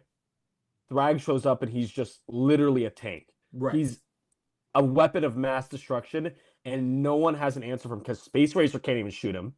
There's Yeah. good luck getting that toxin in him. He's just gonna move out of the way. No Yeah. one could do anything to that guy. It was that I know for like a split second it shows his face go like red and it's like really detailed. Yeah. That's it just shows you like this is the final boss. This is the big bad of the entire universe. You just met him. Yeah. I also remember the last shot that Zoe takes and it goes past, I think, Yeah. Thrag maybe or whatever, and it just kind Mm-hmm. of goes off. I wonder whether that's going to get picked up later. Because Oh, it's very possible. Yeah. so an object in motion stays in motion, right? So like in Mm-hmm. space, it's going to keep going until it hits gravity from something else, gets affected, and like gets Mm-hmm. pulled into somewhere, right? I wouldn't be surprised if they're like, that was our last dart, but like we can track it down. We can do some Mm-hmm. math, follow the path, Exactly. kind of figure it out. I think it'd be cool if they pick it up because again, anything goes in this because it's different than the comics. 100%. Yeah. And they could change some things. Who knows? Maybe Alan will end up with it. The coalition. Yeah, Who knows? Alan, I'm afraid for Alan and his like his heart. You know what I mean? Like He wasn't built for this. Essentially, he was built for this, but he emotionally, he is not that kind of person. He's not like Thetis. And he's now put in this situation where he's gonna have to make some hard choices, as we see with him finding the virus that was left by Thetis. So yeah, I don't know. I don't know what's gonna happen. So the big episode was episode 7, right? Where like the most things happen. And then like yes. episode 8 is kind of like a epilogue of Mm-hmm. sorts. Um they realize that the Viltrumites have gone to Earth. Uh Mark keeps seeing kind of like PTSD, like Yes. trauma, like flashbacks of like or visions of how people will die, right? Intrusive Mm-hmm. thoughts of how they'll die. Um, and then Eve and him finally have a conversation that she got an abortion. Mm-hmm. And I read that comic yesterday, that scene that takes place in the comic yesterday, and I was like, okay, I think they did it pretty well. Like, there are some people arguing about it online, but like, Mm-hmm. I liked it. I thought Mark was good. I'd be afraid of Mark not being nice about it. Yeah. At least in I the think comics too. Yeah, I think the relationship is like one of the things that has stayed constant from the comics and the show, that where it makes perfect sense why he'd be okay with it because he's always just ride or die on Eve Yeah. specifically. He really like obviously he cares about other people, but it's all about her. You know, everything is for her. We get to see that scene when he's about to give her a message saying, "Hey, if you like, maybe I'm gonna die," and then he's like, "No, screw that. I'm coming back." To see like everything is for her, Yeah. and that is one. And I don't know. I don't think the show did anything bad with that conversation. I think people are just like, I don't know. People just want to be mad about Eve for something, I think they just want to be but mad at Eve. How dare she? And it was like, exactly. But it's like if Mark's okay, you're supposed to be okay with it. You know, right, like this is not a conversation to even be had, in my opinion. right. Because if Mark was upset, yes, we could talk about, okay, why is he upset and all that, but he's not. Yeah. He just wants Eve to be healthy, and he's happy that Eve has her powers and is like around. That's all Yeah. he cares about. I think that he also realized that like Eve had it like in this specific situation, this is an Eve problem. Like Yes. this Mm-hmm. is more of an Eve thing, right? Like Mm-hmm. and like I mean I think they're because in the comics she has a lot of like sadness, Mm-hmm. post that, and like I get that, but also I'm very excited for like where season 4 or 5 is gonna go. Mm-hmm. Because yes, at the end of this, like Viltrumites are on Earth. It's essentially a lose-lose situation for everybody, and like a or a what's it called? A when U.S. can't fire on Soviet Union or vice Oh, they got versa. a Yeah, stalemate kind of thing. there's Yeah. a word for it. There's a phrase that I'm trying to Mm-hmm. mutually assured destruction. There we go. Mm-hmm. If either of them try something, that's gonna be a problem for Mm-hmm. both of them. So at the end of the season, that's kind of where we leave off. Is like Alan has the scourge virus, um, the Viltrumites are on Earth, and Cecil. I don't know where Cecil's at. Like Monster Girl and Robot still haven't come Robot. back. Mm-hmm. Um, and that's kind of where we leave off. Yes. Mm-hmm. Oh, and the scourge virus might be lethal to humans. Oh, yes. That's Yeah, we the learn gray about that. area. Because That's huge. otherwise, drop the virus on Earth, Exactly. and I don't know, drop the virus on Earth. Have Mark and Nolan and Oliver take a sabbatical, just a quick sabbatical, like off Earth. Maybe take the family off Earth, They go on a trip, yeah. Mm-hmm. drop it, come back a little bit later. They'll be fine. But no, it could kill humans. Yes. And so that's where we leave off.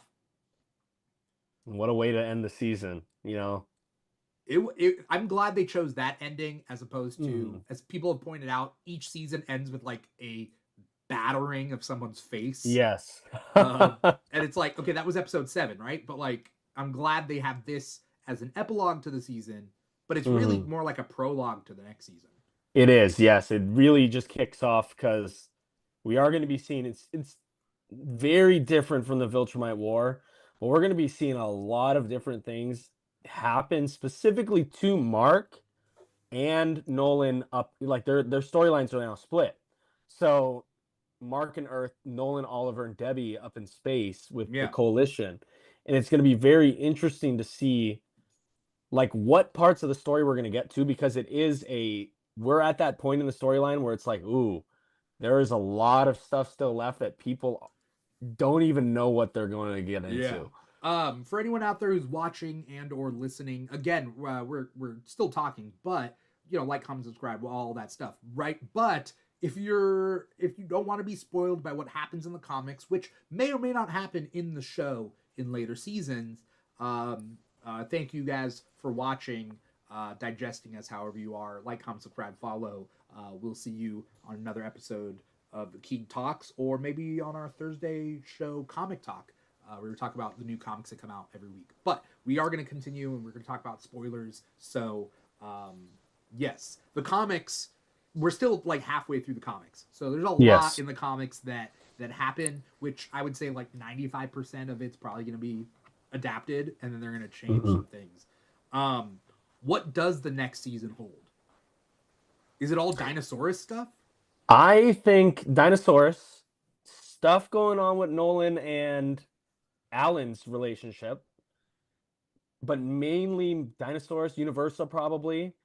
What does Universa do? Because I don't remember Universa's whole thing is just, it's an energy source and everything like that. It comes into play with Dinosaurus's things because it's around like the same time ish going on, and I think it's just like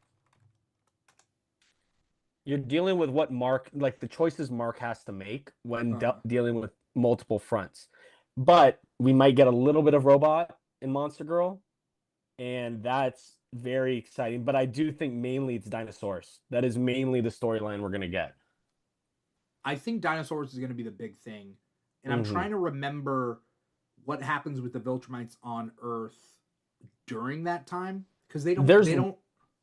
There's one big thing that happens during that time, and it's when Thrag goes and talks to the main Viltrumites, so Lucan, Anissa, and Keeg, about them like fulfilling their thing.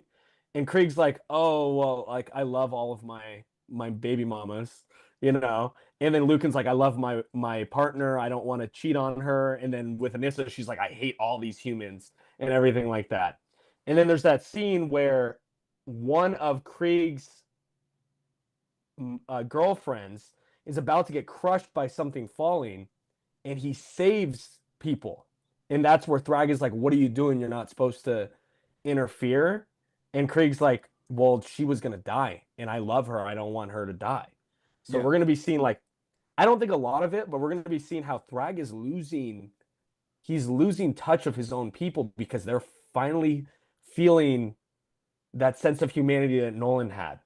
But Yeah. it's so crazy because Nolan never cracked, you know, Yeah. like he was still gonna do that. But it's like the amount of just love you get from like another person, it changes Lucan, it changes what is it, Krieg, and then Yeah. eventually it changes Anissa in it. But that's a whole, oh boy, I don't think that'll happen next season. But We'll touch on that in a second because I do think that's yeah, important to talk about. But I do think it's funny because we were talking earlier about how smart Thrag is by sending them to Earth. mm-hmm. It's the only thing he can do. Um, but the idea is that like he just doesn't account for the fact that humanity changes you. That if you're allowed essentially an out from your Mm-hmm. current way of thinking, if you're allowed to be the person you want to be, like you're given more freedom, like Mm-hmm. it does change you. And so Yes. I love the shot that is shown in the comics of Krieg literally talking to like 20 of his baby mamas at once, and they all have babies and kids of different ages because he is their goal is to procreate as Mm-hmm. much as they can.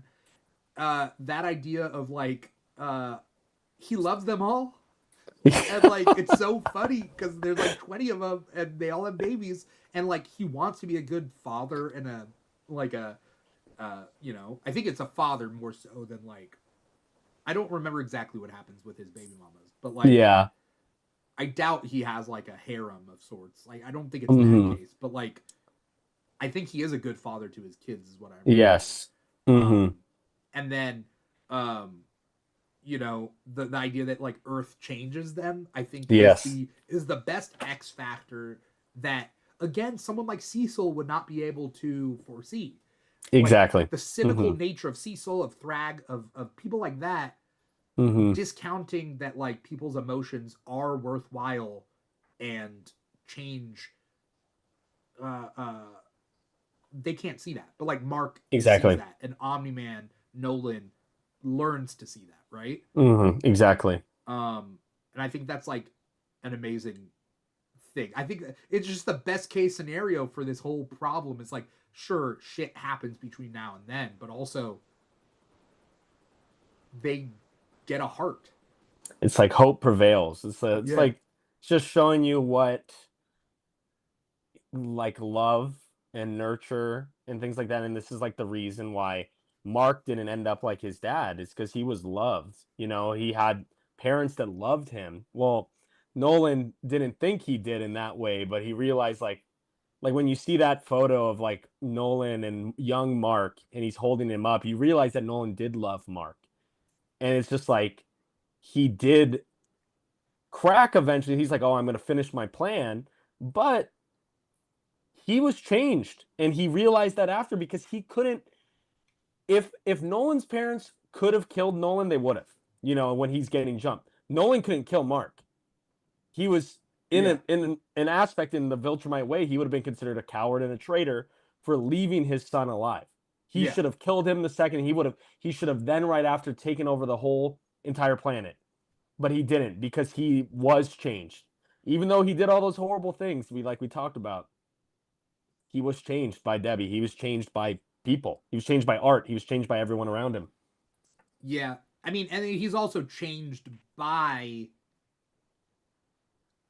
his betrayal of Earth in a way. Like Yes. he didn't know his betrayal of Earth would hurt so much and matter so much until he does betray Earth, right? Like he has to Exactly. betray Earth Mm-hmm. to understand the consequences of his actions Mm-hmm. outside of himself.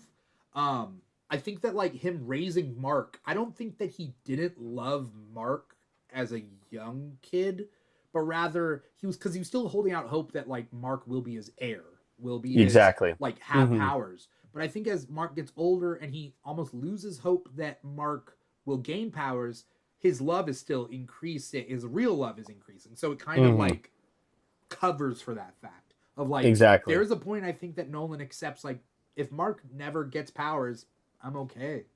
Exactly. Yeah. Almost it's hmm better. I can still kind of, my job isn't complete, you know? It's interesting. It's interesting you bring that up because I see people always bring up that scene when Mark's like, I finally got my powers. And he kind of, when you look at him, he's kind of like processing everything because he knows what he has to do, but does he actually want to do those things at that point of his life? I think Yeah. you're right. I think he's like, you know what? Maybe it's better if Mark never gets his powers so I could just live this fantasy fairy tale dream and be with my wife While and still doing everything. his duty, but his duty Mm, won't come. because it's like I think he outlives Debbie and then he tries again. Because if Mark never gets powers, he dies as a regular human, and it's just like a repeat, you Yeah. know. But he's like he gets to live this fantasy, and for him, I think the fantasy gets cut short. He didn't want that to happen, but Yeah. Also interesting that Nolan doesn't go for another kid with Debbie. yes, exactly. It is very interesting that he never because the goal was to make a bunch of heirs, right? Almost seems on purpose. I think Yes. he wanted to have one kid, and like, if it doesn't work, it doesn't work. But he wouldn't want to have another kid just in case it does hmm work the second time. Exactly. He's a very complicated character. He's still a mass murderer, sure, but Yes. Yes, he's a he very is. complicated character. And like, J.K. Simmons does a really good job with voicing him. Is it Sandra Oh who voices Debbie? Sandra Oh for Debbie, yeah. Like, amazing. Even Steve Yoon, like, voicing Yes. Mark, the hmm pain in his voice every single time, like, he hmm says things. Such people talk about, like, oh, why are these like big name actors voicing these characters? But like, maybe find me a big name actor on Invincible that doesn't voice their character well, and then we hmm can talk Oh, because 100%. Yeah. these guys are voicing them so well, you They're know? all really good. It's a weird argument, but it's like this is kind of a tangent, but I watched Hoppers, right? Mm. And Dave Franco voices a character in Hoppers, Yeah, and I was like, "Oh my gosh." I was like, "I can't imagine anyone else voicing this character because Dave Franco does so good." he does a Dave really good job. Franco's yeah, he's a huge actor too. So it's not like they don't hire these people because it's like, "Oh man, they're big names." Of course they're hiring big names, but when I hear Omni-Man, I don't hear J.K. Simmons. Yeah, But when you watch other movies where they just get actors to voice the characters and they're not really doing that good of a job, you're like, oh, I'm just listening to this person. But yeah, no, like J.K. Simmons does great, Sandra does great, and they're even though they are big names, they literally embody that character that they're playing. yeah. Also, like, and I do think it's nice that, like, even the people who are playing like small bit parts, they get to be involved Mm-hmm. in a project. I think that that's like a cool thing for them, you know. Yes. Mm-hmm. Simu Liu voicing, is it Duplicate's brother? I think. Dude, but yeah, multi-Paul. Yeah, multi-Paul. Multi Mm-hmm. Paul. The names are so funny in there. Multi-Paul. Uh, I'm afraid of. Okay, so let's hit this. Do you think that the Anissa Mark scene? And by the way, there's just a bunch of weirdos out there that Mm-hmm. they're I think like they're just like 13-year-old kids purposely being trolls and like learning about like what happens in Invincible comics and then just making it into like a joke. But Yep. do we think though that that scene is going to happen in? Do we think it's going to happen in the animated series? And do we think it needs to happen to develop these characters? I think for the sake of Anissa's storyline, I think it has to. Unless you want to change her character, she needs to do that in order for her to find her partner, her real partner, and find out what real love is. But the question is, do they stick with Anissa having such a big role towards this now later seasons, or are they going to just ignore that because we also get Marky from that? And Marky's storyline ties directly into Mark, probably in the show, maybe like season 8, season Yeah, 9. That is a huge part for Mark and Marky. yeah, So do they not just show it? Maybe they don't show it happening, but it's implied. I think it does for the sake of the storylines because Marky in itself is another kind of like Oliver-esque type character where he thinks that Mark hates him and doesn't want anything to do with him.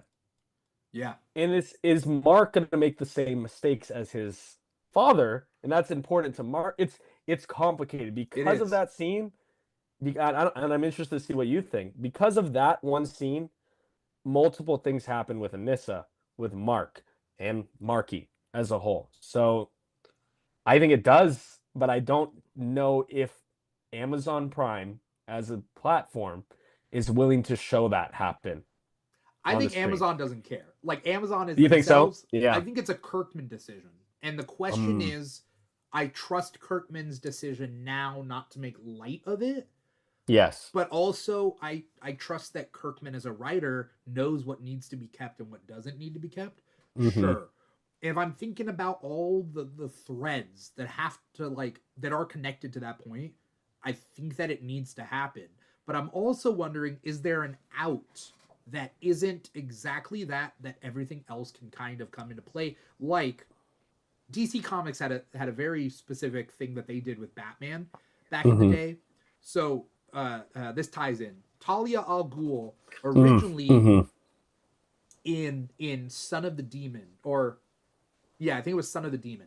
Batman kind of joins Ra's al Ghul, Yes. and then him and Talia get married, and they have sex, and that's specifically like shown, not shown, but like they have sex, Yes. and at the end of the book, in an epilogue, you see that she's pregnant and she has a baby. Yes. That is, and then later, DC is like, Batman doesn't have sex. Batman never has sex. It's like, what? Like, it's this weird like thing where it's like, sex out of marriage. Were they married? Blah blah blah. So they end up doing this weird retcon with Damian Wayne that first they say that Talia drugged Bruce and has his baby with him drugged. Second, they also do another thing when they retcon that is that she took his genes and made Damian in like a test tube, like and like hyper aged him, and there was that. Like it's like around the New 52, I think. But and then I don't know what they finally settled on now, but I thought that was like ridiculous because for that specific situation, I'm like, just they had sex. Like it is what it is. Like make Damian a product of love because Batman can love Talia, right? Exactly. So with yes. this though, the question is, can you go the route of Anissa? This is not a euphemism. I mean, actually forcibly taking Mark's DNA against his will. Not in the respect of the comics, but in a syringe or some sort of like, she's like, I will have your child no matter what, but she takes his a blood sample or something like that, where Mark is violated, but in a different way, and you still get that ending. I'm not sure if that holds the same thing. Now, it's interesting you bring that up too, because I've actually heard an opinion too online where people are saying they can adapt. I don't know if you remember this when Adam Eve actually ends up with a new partner with Talia brother. I don't know if you remember that in the comics. Talia's brother? Talia's brother and Adam Eve become a couple while Mark is gone. This is when people were like, how dare she cheat on him? But like she thought he was dead or something, right? So I'm wondering, because I don't know if they're going to adapt that storyline specifically. It doesn't feel like they have to, but I'm wondering if Mark becomes so depressed because of everything that he is being distant from Eve, and Eve's like, you know what? You need to figure yourself out. I'm going to let you do that. And I don't know if they do the whole thing with the brother and all that, with Talia's brother. Yeah. But I wonder if there would be a scene, because we've had scenes with Mark and Anissa together, just talking. If there's a scene where she tries to be like, to try to trick him in a way, like you're saying with the drugging, but maybe they get drunk and it's like a big mistake situation thing. And I think that could still hold layers for the future of Marky and Anissa and everything, like, and Mark as a character. But do they want to do something like that? to make it seem more normal, or what's the solution to do that? Like, what is Robert Kirkman thinking of? Because he knows these fans are crazy and stupid and not mature. And that's the why So I'm saying to change it. If the fans were mature, you could have it be the same thing. exactly. But the fans aren't mature, and literally and figuratively, like there are youngsters, weirdo incel 14-year-olds that are like saying things like, "Give me Anissa, let Anissa do the same to me." Like that's not. It's so stupid. But then you have like actual like immature people, and then there's actual like immature adults, right? Like Exactly. I don't know. I don't know. Kirkman must know that he must have a plan. Yeah. I know. Like, I think we've trusted him this much. I think we can trust him for the future. It's just, I don't think that happens in season 5, honestly. Unless he wants to end it like that. It could end it like that. He could end it like that as a big reveal, because season 5 can end at any point. It could end with Robot and Monster Girl. It could end with just the Las Vegas dinosaurs scene. I think we're opening with Las Vegas dinosaurs. Do you think so? I think that's what I'm thinking, right? It's just like Mark's gonna be really challenged this season. If people think Mark's going through it, he's gonna definitely go through it this next season, more so than he's ever done before. I think season 5 is going to be all about him realizing that like there are shades of gray. Yes. And can he live in the shades of gray? Like it's one thing to understand there are shades of gray and still like try to do the right thing, but understand there are shades of gray. And there's another of like there are shades of gray. I'm gonna live somewhere there, and like because Dinosaurus' whole point is like, come, let's redo the Earth for the better, no matter the cost. And Mark's like, I can't do the cost, and he's like, you don't agree with me that things would be better? He's like, it would be. Yes. He's like, well, then come on. And so Las Vegas gets decimated, and it is partially Mark's fault. I don't want to say it's Mark's fault because it's not fair to Mark. It's the fact that Dinosaurus to Mark doesn't seem like a villain, if that makes sense, like a real villain.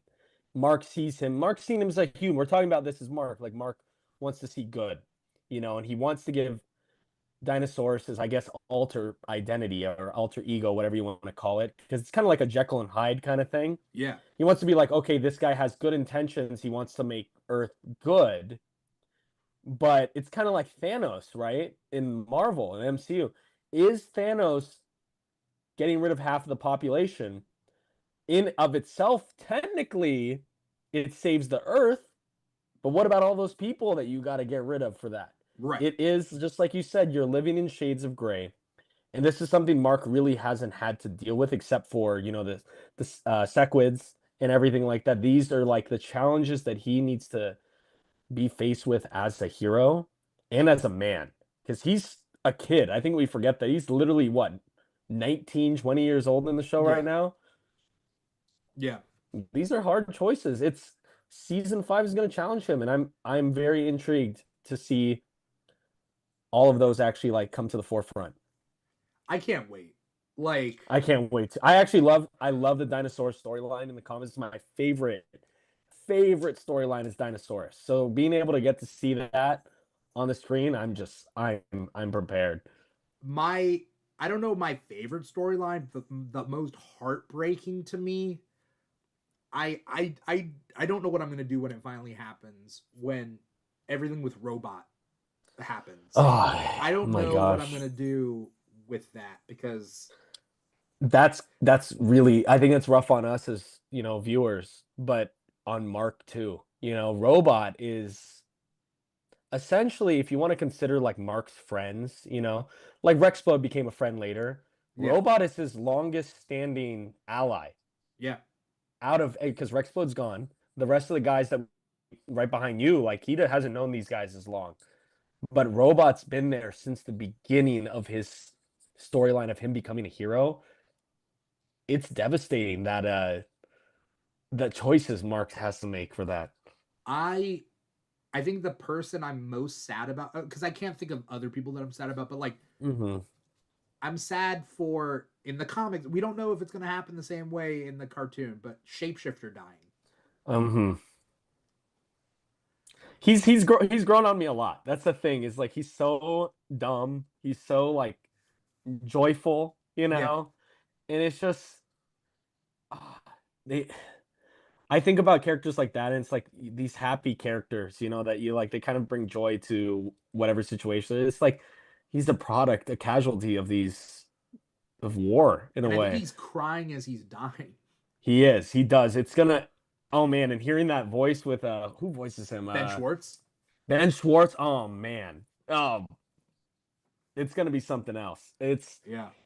I don't know. Like I think about all these characters, like the characters behind you. What are they gonna do with Bulletproof too? Like his whole storyline. Like I think Robert Kirkman is gonna change that whole storyline because that is the most boring story in my opinion. I don't know what Yeah, you I'm think. trying to remember what happened. Like Bulletproof takes over for Invincible. He takes over for Invincible, but they don't really do anything interesting with that. There's like stuff with Bulletproof's girlfriend, and like it's Yeah. just Well, I also think that part of Kirkman's growth as a writer, and a lot of writers of comics have this problem, is they kind of don't write black characters well. exactly. They either exclude them all entirely, or they don't write them well, or they have like the same kind of couple of things of jokes that they kind of like put in these Yeah. characters. So like even in Walking Dead, like I'm The trying first to character they killed was T Dog. He he yeah was like a of fan like favorite. the Yeah, main the main P. He was a fan favorite, and they just like kind of killed him like it was nothing, and they move on. And then every yeah character after that that shows up, like we get Ezekiel, which Ezekiel's huge for yeah. the show. But like anybody before Ezekiel was kind of just I Even forgot what the other guys. Tyrese, Tyrese, yes, completely ruined as a character in my opinion. yeah. Tyrese's sister. And then they had oh man, I don't remember his name, but everybody hates Chris, that Oh, actor. yeah. Yeah, That was and the he's roughest death mm-hmm, that I've you see everything. It was so gross. Um, but like I think Kirkman has like grown and like again, just like the human characters being given autonomy, like Debbie and mm-hmm, Art, like writers that can give like supporting cast autonomy, you know, mm-hmm. black or otherwise, like that's a good thing. Like they are Yes, their own characters living in their own world with their own stories that we never see. Like, but we know they're off living their lives, you exactly. know? And I going back to what I was saying earlier, I this is the reason why I think Titan is so important. Is that you are showing this character who essentially he was just a petty thug Yeah. and he made his way up the ladder. He's literally together with Machine Gearhead, whatever his name is. Yeah, what is And it? Gearhead, Machine Head? I forget. I think it's Machine Head. I think you're right. But him going forward, I actually think Kirkman has plans with him for the dinosaur storyline. I think Kirkman has plans for the robot storyline with Titan to give Titan more of an importance to Earth situations going on. And going with Bulletproof, like we're saying, I remember, I think in the comics, Bulletproof is like a deadbeat boyfriend. Like he's like awful to Yeah. his girlfriend. Yeah. I think they're going to change that I to think make he it more cheats on her, right? nuanced. Like I think Yeah, he there's cheats on her. Yeah, so I think they're going to make it more nuanced and things like that and give him more of an importance. Because I'm going to be honest, like when they made Amber, you made her black, yeah. they, in my opinion, they didn't do enough with changing her to be like, why did we make her black? Yeah. What was the point of that? Yeah. But you have these characters like Black Samson that's just behind you as well. We have Bulletproof, we have Titan, and they have these opportunities to make these characters that they're in the future of the comics for the long run. And having them be able to be here on the Earth storyline, I think they're going to play much more importance in the future. And I think Bulletproof storyline is going to completely be reimagined because I think you just have to. Yeah. He deserves this character that's been around. What, he's been around since season 2, Yeah. and it's like he really hasn't done much. Like you need to do him some justice. We care more about Shapesmith at this point than Right. him, and I think that sucks. Yeah. I just realized that like because they expand on things in the show that they don't in the comics and whatnot, I I wouldn't be surprised if they don't do this because I get it that they don't. Maybe there's just there's so much stuff going on that they wouldn't want to tackle this. I personally would love them to tackle Lucan being both black Yes. and a Viltrumite on Earth, where in Viltrum his race doesn't matter, but on Earth it does. And people are making jokes, and there's great stuff on TikTok Yes, of talking about course. like the different things. And there's like a guy who dresses up Oh, like I love Lucan. that. I love that guy. Him and Thrag, they're great. And so like it's like a lot of great stuff. The idea that like could they explore that? That's something I want to see. If we're Kirkman has grown, and the storylines of this stuff, if we get 10 seasons, like sure, why not dedicate some time to like Lucan realizing that like what the fuck? Yeah, what have I got into on Yeah. this place where I was never treated like this on Viltrum? Because Yeah. he is a high ranking Viltrumite. He's one of the strongest ones there. And I agree with you. I think that would be very interesting for him to do with that character. And given for the amount of like seasons they want to do and everything like that, I do think he has an opportunity to grow on Lucan's storyline, maybe give us more Krieg stuff. And I actually think he might give us more for Thrag and his future twins that are very, very important Those to are the from story towards Thraxa, right? Thraxon. Yeah, but Ursal, specifically his daughter, I think a big theme of the show is like family, familial ties, and everything like that. Yeah. I wonder if they bring more nuance to, like, there's that scene too, like with Lucan, where he talks to his son about how, I think it's like because his son wanted to beat someone up, and he's like, no, like we do it peacefully and stuff like that. I wonder if like you get more moments where like Thrag feels kind of a sense of like love towards like this actual daughter of his, because he doesn't care about all those other kids. Yeah. But there's Because so they're much hyper aged, nuance. right? Exactly, they're hyper age, but there's so much nuance that they could have with these characters. The Viltrumites specifically, that I would love to see. I would love to see more Lucan moments of him just dealing with being on Earth. Maybe Thrag even. People are saying, "Oh, who's Mark gonna sit with when like before season 5 drops?" Be funny if he's just sitting across from Thrag talking about Earth. It's kind of just like it'll be interesting to see with everything with the Viltrumites. Yeah. I hope they do something like that. I think they will. I mean, as long as they know that they can keep doing season after season, I think they Hmm. can explore things, and they won't feel like tied down to the story of the comics. Like if they say you only get 2 more seasons, they're gonna They rush rush everything, everything. yeah, which sucks. Yeah, and we You get a know? whole Game of Thrones situation. But I'd rather them take their time. I'd rather them teach us more about these characters that aren't as like fleshed out. Like we're seeing with Tech Jacket, right now, fleshing out all of these characters that people want to see more of and know more of, and like just spend time with. I want to know more about all these characters. I want them to do more specials, one episode specials and stuff about, who knows, like maybe we get a Bulletproof special about like I his want more backstory. specials also. Yeah. Hmm. Yeah. Or a Guardians of the Globe special, so you can like kind of Yes. have everybody all together. And show like we have like, what's his name? I can't even think of his name right now. The guy right behind you, the invulnerable guy, Brit. uh, Britt. Like, where did he come from? He just shows up, and it's Yeah. just like, and they did the same thing with Bulletproof when he first showed up. I was like, there's no like storyline. How did Bulletproof come here? We got that with Monster Girl. We got that with Black Samson, them coming back into the fray and stuff. And it's just like, okay, these guys are just here. We got it with Shapesmith. Why not these other characters? Yeah. So it would be cool to have a Guardians of the Globe like special. That'd be Yeah. awesome. Isn't there also a team? Is it called Teen Team? Teen Team, yes. Hmm. And I wonder if there's new members of Teen Team. You'd have to think so, right? Where's that? Is that Boss Baby Hero part of Teen Team? By the way, and he didn't die. By the way, right? Yeah, he did die. Boss Baby's alive. Yeah, People even though thought that he was alive. He was dead. well, after... the green creature was like thrown on top of Boss Baby. Yeah. So Boss Baby's back though. So maybe Boss Baby's on Teen Team. What's his name? What do they call him? Because like he was like Boss Baby. Oh, Business Baby, I think. I think that's his name. There's so many like joke characters in the background. Like there's Two Punch Man.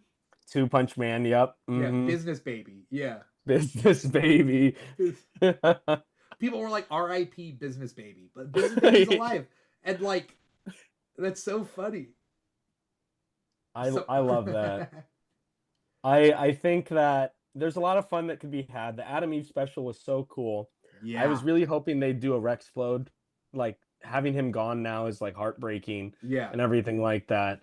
And speaking of Rexplode, we're talking about characters they changed. Shrinking Ray got more agency as a character. Yeah. That in the comics, I think it's like Shrinking Ray's a man. Yeah. And Shrinking Ray does nothing. Completely useless and pointless as a character. But they gave her agency, and then like her dying and everything with Rex is just, it was awesome having small moments like that. Yeah. I remember, yeah, because Shrinking Ray, doesn't one of the guys eat her and then she explodes from Yes. inside? Yep. Mm-hmm. And then, but she goes into a coma or whatever. Like she gets knocked out by like exploding from the inside or something. Mm-hmm. Oh, that was a gruesome scene too. That was a gruesome scene. It's so good. It's such a good show. So I need more specials. I need more seasons. I agree. I'll be upset if they don't hit season 8. I think that like season 8, like 4 more seasons, is I'm okay with that. Now, would I like 10? Sure, but if they do 7, Mm-hmm. if we only get like, then I'm like, they're gonna rush. I don't think it's enough. It's like they added the Damien Darkblood. We have that mummy. I don't remember what his name, but the mummy's not in the comics. That's a completely. Is he not? I don't think so. I don't think he's in the comics. You're like, gotta check this out. I gotta check this out. But yeah, and then what? He decides he can be a woman. Yeah, so he decides to be a woman. The woman's obviously based off of like Laura Croft. So it's like, okay, what are they gonna do with her or him, if you want to say? Because that's a whole story. He shows up every single season. So he's got to do something eventually, right? Yeah. I just thought it was a running joke and he would never get out. And then but they decided we're gonna progress his character. It's so weird. Yeah, is he in the? I don't think he is. I don't know. His name is Kahor. Kahor. Oh no, he's not a character from the comics.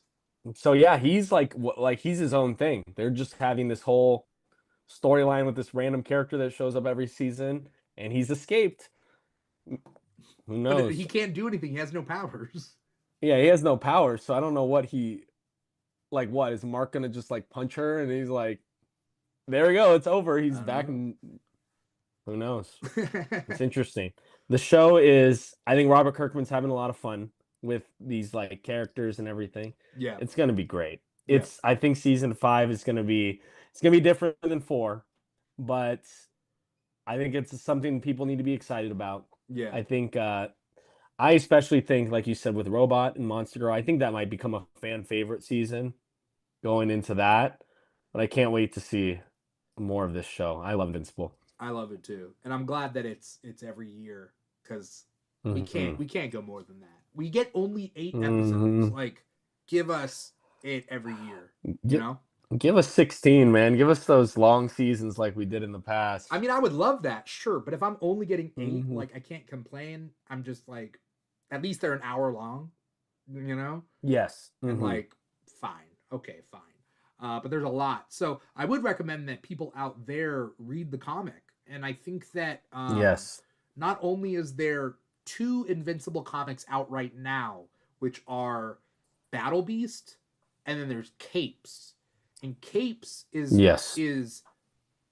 all new characters, but it's a company that like the heroes clock in and clock out of, and it's a business parody, sort of like it's a satire on like corporate America, like, and so it's kind of funny. Like heroes that aren't clocked in, they're like I could clock in now, but then it's overtime, and they're like, no, we can't give you overtime pay. Yes, for saving the city right now. It's have you ever played Dispatch? No, but I mean I've heard. So Dispatch is the same exact concept. The heroes work for a company. They clock in, they clock out. If they're out, you got to give them overtime if you want them to pay. So it's a fun concept. The Capes showed up in season 3 during the Invincible War for like a split second. Did they? I don't know if you remember that. Yeah, there was like they were fighting up against Invincible variant. Okay. With I think like Business Baby was there too, but they They literally showed up for like a split second with I can't remember the character's name, but there was the guy with the big hammer and then the girl with the white hair. Thor boy. And then there's the guy, the main dude who wears blue and white with the Yeah. cape. Yeah, I know. I But even yeah, forget they I forget some of their names. But there's the girl with the boxing gloves. yes, the girl with the boxing gloves. Yes. I forget what her name is, and she's one of the characters in Capes. So it's like, okay. And there's Thor boy, I think his name is.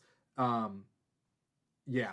There's a lot of stuff in the Invincible universe. So for anyone who's not reading the comics right now and you are interested in that stuff, what's cool about the Battle Beast comic and the Capes comic is it takes place not after the Invincible series, but like during. So you're not technically spoiled by reading those. I think they purposely did it. You're not spoiled by reading the comics, those comics, to what happens in the show.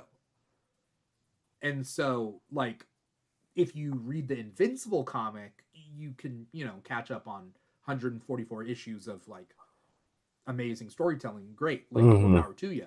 I would recommend the 3 compendiums. That's what I have now. I have the 3 compendiums and like, oh, and then I have the added Invincible Universe compendium. So that's what I recommend.